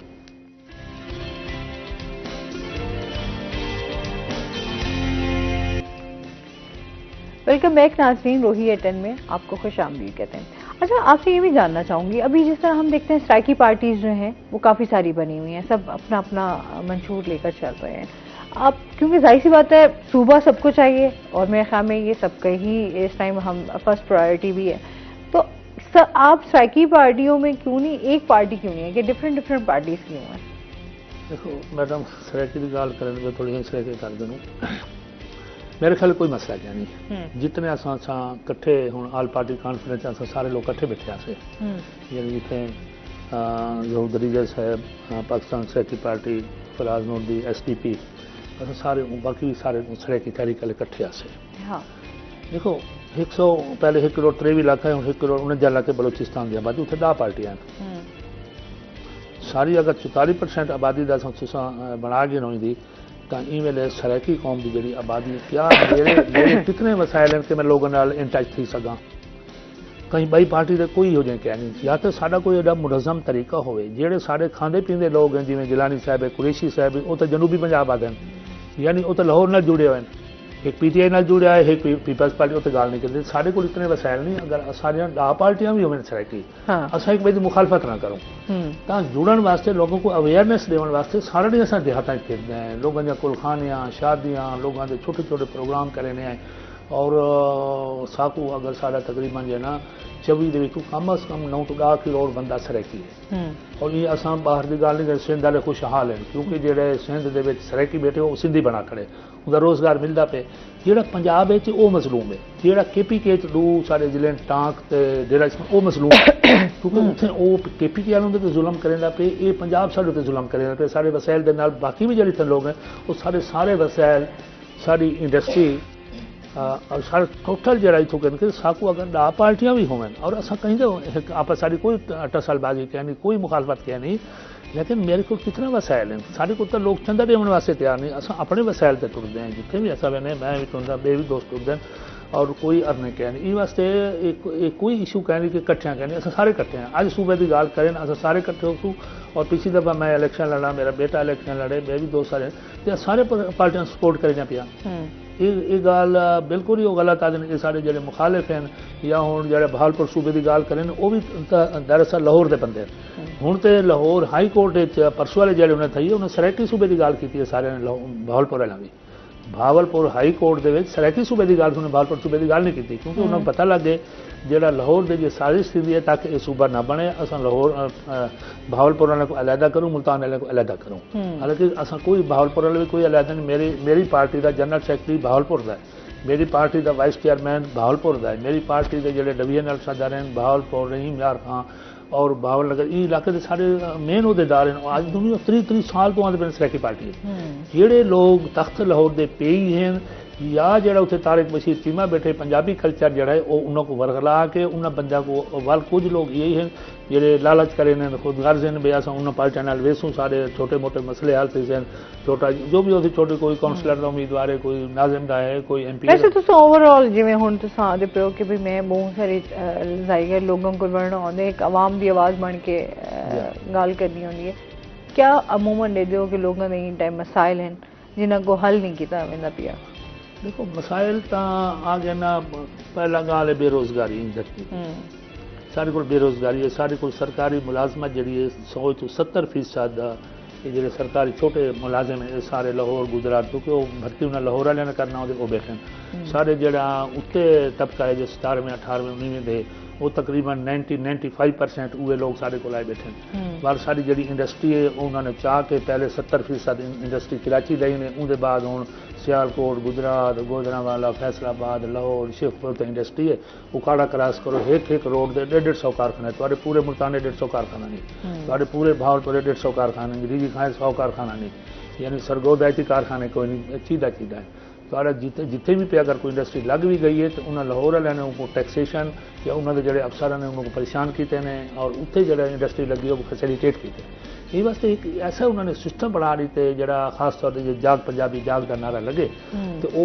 ऐसा नफरत का नारा आई और हे जेड़ा कि पंजाबी उर्दू स्पीकिंग को उन्होंने लाहौर नाल इन टच की अज भी वो इन टच खड़े हालांकि इतने उर्दू पंजाबी जो भाई सारे भाई रहा उनके बाल की नौकरी नहीं लगती उनका बाल कोई इंडस्ट्री नौकरी नहीं मिलती उनका बाल भी बेरोजगार है जिमें पूरी धरती का और क्योंकि सारे सरायकी बाज लोग आते सरायकी पार्टी का पहला मंशूर का पहला हिस्सा है कि इन धरती के राम वाला उर्दू पंजाबी सरायकी बोलना सब अस सब कुछ सरायकी समझते हैं और इन धरती का पुत्र समझते हैं और इनका बासी समझते हैं सरायकी पार्टी का और पहला नुकता है लेकिन वो लोगों को उन्होंने मुख्तलिफ नारिया उनके बाद जो सियासी पार्टियां हैं क्योंकि उन्होंने एक इकतदार होंगे इकतदार की वजह करके ये लोग बेरोजगार हैं और इन्होंने लोगों के वसायल कोई नहीं ये कंपीट नहीं कर सकते अपने हक की आवाज़ नहीं चा सकते और उन्होंने सामने ये फेस नहीं कर सकते जिवें तुम डिठे कि सारे इस्लामिया यूनिवर्सिटी का जो स्कैंडल बने तो मरकज़ ने तारिक बशीर चीमा है क्योंकि वो VC को नाजायज़ भर्तियां करवाते रह गए 500 बंदे भर्ती करें जेडे बलीगुर रहमान आए तो गवर्नर आए उन्हें थोड़ा जहाँ इंटरफेयर किए उन्हें कुछ उन्हें फौरी तौर पर उनके रिएक्शन थे उनके उत्ते जनाब एडे बड़े स्कैंडल हालांकि यूनिवर्सिटियां थोड़े बहुत स्कैंडल होंगे लेकिन इतने स्कैंडल कोई ना जड़े बना दिते जन इवें सारे डीजी खान यूनिवर्सिटी और जो वाइस चांसलर हैं सारे मकामी होंगे क्या नहीं वो क्यों नहीं होंगे वो जो वाइस चांसलर है वो उर्दू स्पीकिंग कराची का है अगर इतों मकामी वाइस चांसलर उसी तो वो अपनी सर्विस के बाद भी जवाब देना पोसी अच्छा तारीख क्या इन टाइम अपनी एक्टिविटीज़ के हवाले नाल भी साकू दसो कि तुसा इन टाइम तारीख क्या एक्टिविटीज़ हैं देखो जी मेरी एक्टिविटीज़ ये है कि मेरी सरायकी तहरीक दे विच सरायकी पार्टी मेरी टोटल एक्टिविटीज़ सरायकी तहरीक वास्ते हैं क्योंकि मैं इन वेले अच्छा एक कॉल खिनी ने अस्सलाम वालेकुम जी कलीम साहब हैं हमारे साथ क्या कहना चाहेंगे ये हमारे सरकारी सरायकी में सेब के जो रहनुमा बैठे हैं जी जो हमारे यहाँ इलाके के मौका परस्त मुफाद परस्त सियासतदान है जब इलेक्शन आता है तो ये आवाम को झांसा देकर और एक इतिहाद बनाते हैं जनूबी सूबा पंजाब की तरक्की के लिए आवाम तो शऊर की कमी की वजह से इनके झांसे में आ जाती है मगर जो सरायकी वसीयत के जो रहनुमा है इनको तो इनके झांसे में नहीं आना चाहिए ये मौका परस्त इलेक्शन के टाइम पे बना लेते हैं ये कोई ना कोई और आवाम को बेवकूफ बना के इलेक्शन जीत कर भी ये भूल जाते हैं कि जनूबी सूबा पंजाब क्या है और इसकी तरक्की क्या है तो ये जो सरायकी वसीयत के रहनुमा आपके पास बैठे हैं कम से कम इनको तो किसी झांसे में उनके फरार में नहीं आना चाहिए अब पिछली दफा भी ये जनूबी सूबा महाज बना था इन्होंने इलेक्शन वोट लिए और उसके बाद सब भूल गई ठीक है जी बहुत शुक्रिया कॉल करने का हाँ बिल्कुल भाई मेरे ठीक कह रहे हैं कि ये जो लोग साबका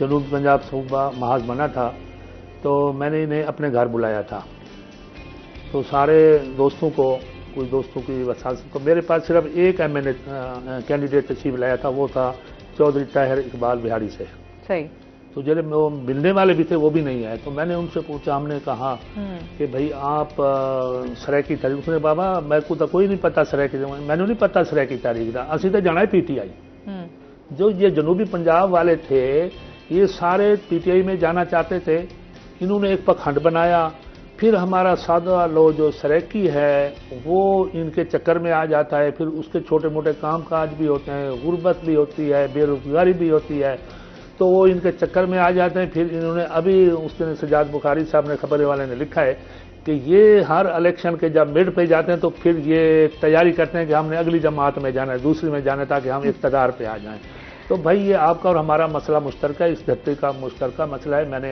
2 शेर अक्सर कहता भी हूँ हमारे 80% मुंतखब नुमाइंदे जो हैं इस तरह की वसेब के वो कौन से हैं एक मखदूम है एक नवाब हैं और सरदार मखदूम नवाब और सरदार वसेब बेरोजगार और फिर एक मैंने और आप सुन लें तख्त लाहौर इस मौजूदा पंजाब में तख्त लाहौर 1/4 बाइख्तियार बावकार, सरायकी वसीयत 3/4 ताबेदार ते बेवकार। ये आप सुन लें, आप देख लें कि जो पंजाब सूबा है, लाहौर सूबा था, एक शनाख्त है। आप बहुत सारी बातें भाई ने हाँ जी, बिल्कुल टाइम हमारे पास शॉर्ट है। बहुत शुक्रिया आपका, आप हमारे साथ रहे और काफ़ी मसाइल को जो है उजागर करने की हमने कोशिश भी की कि यहाँ पर जितनी भी महरूमियाँ हैं उनको ख़त्म किया जा सके। और इसके साथ ही नाज़रीन, आज का शो यहीं पर ख़त्म हुआ। अपना बहुत सारा ख्याल रखिएगा, दुआ में याद रखिएगा। इंशाअल्लाह ज़िंदगी ने साथ दिया तो सुबह आपसे फिर मुलाकात होगी। अल्लाह हाफ़िज़।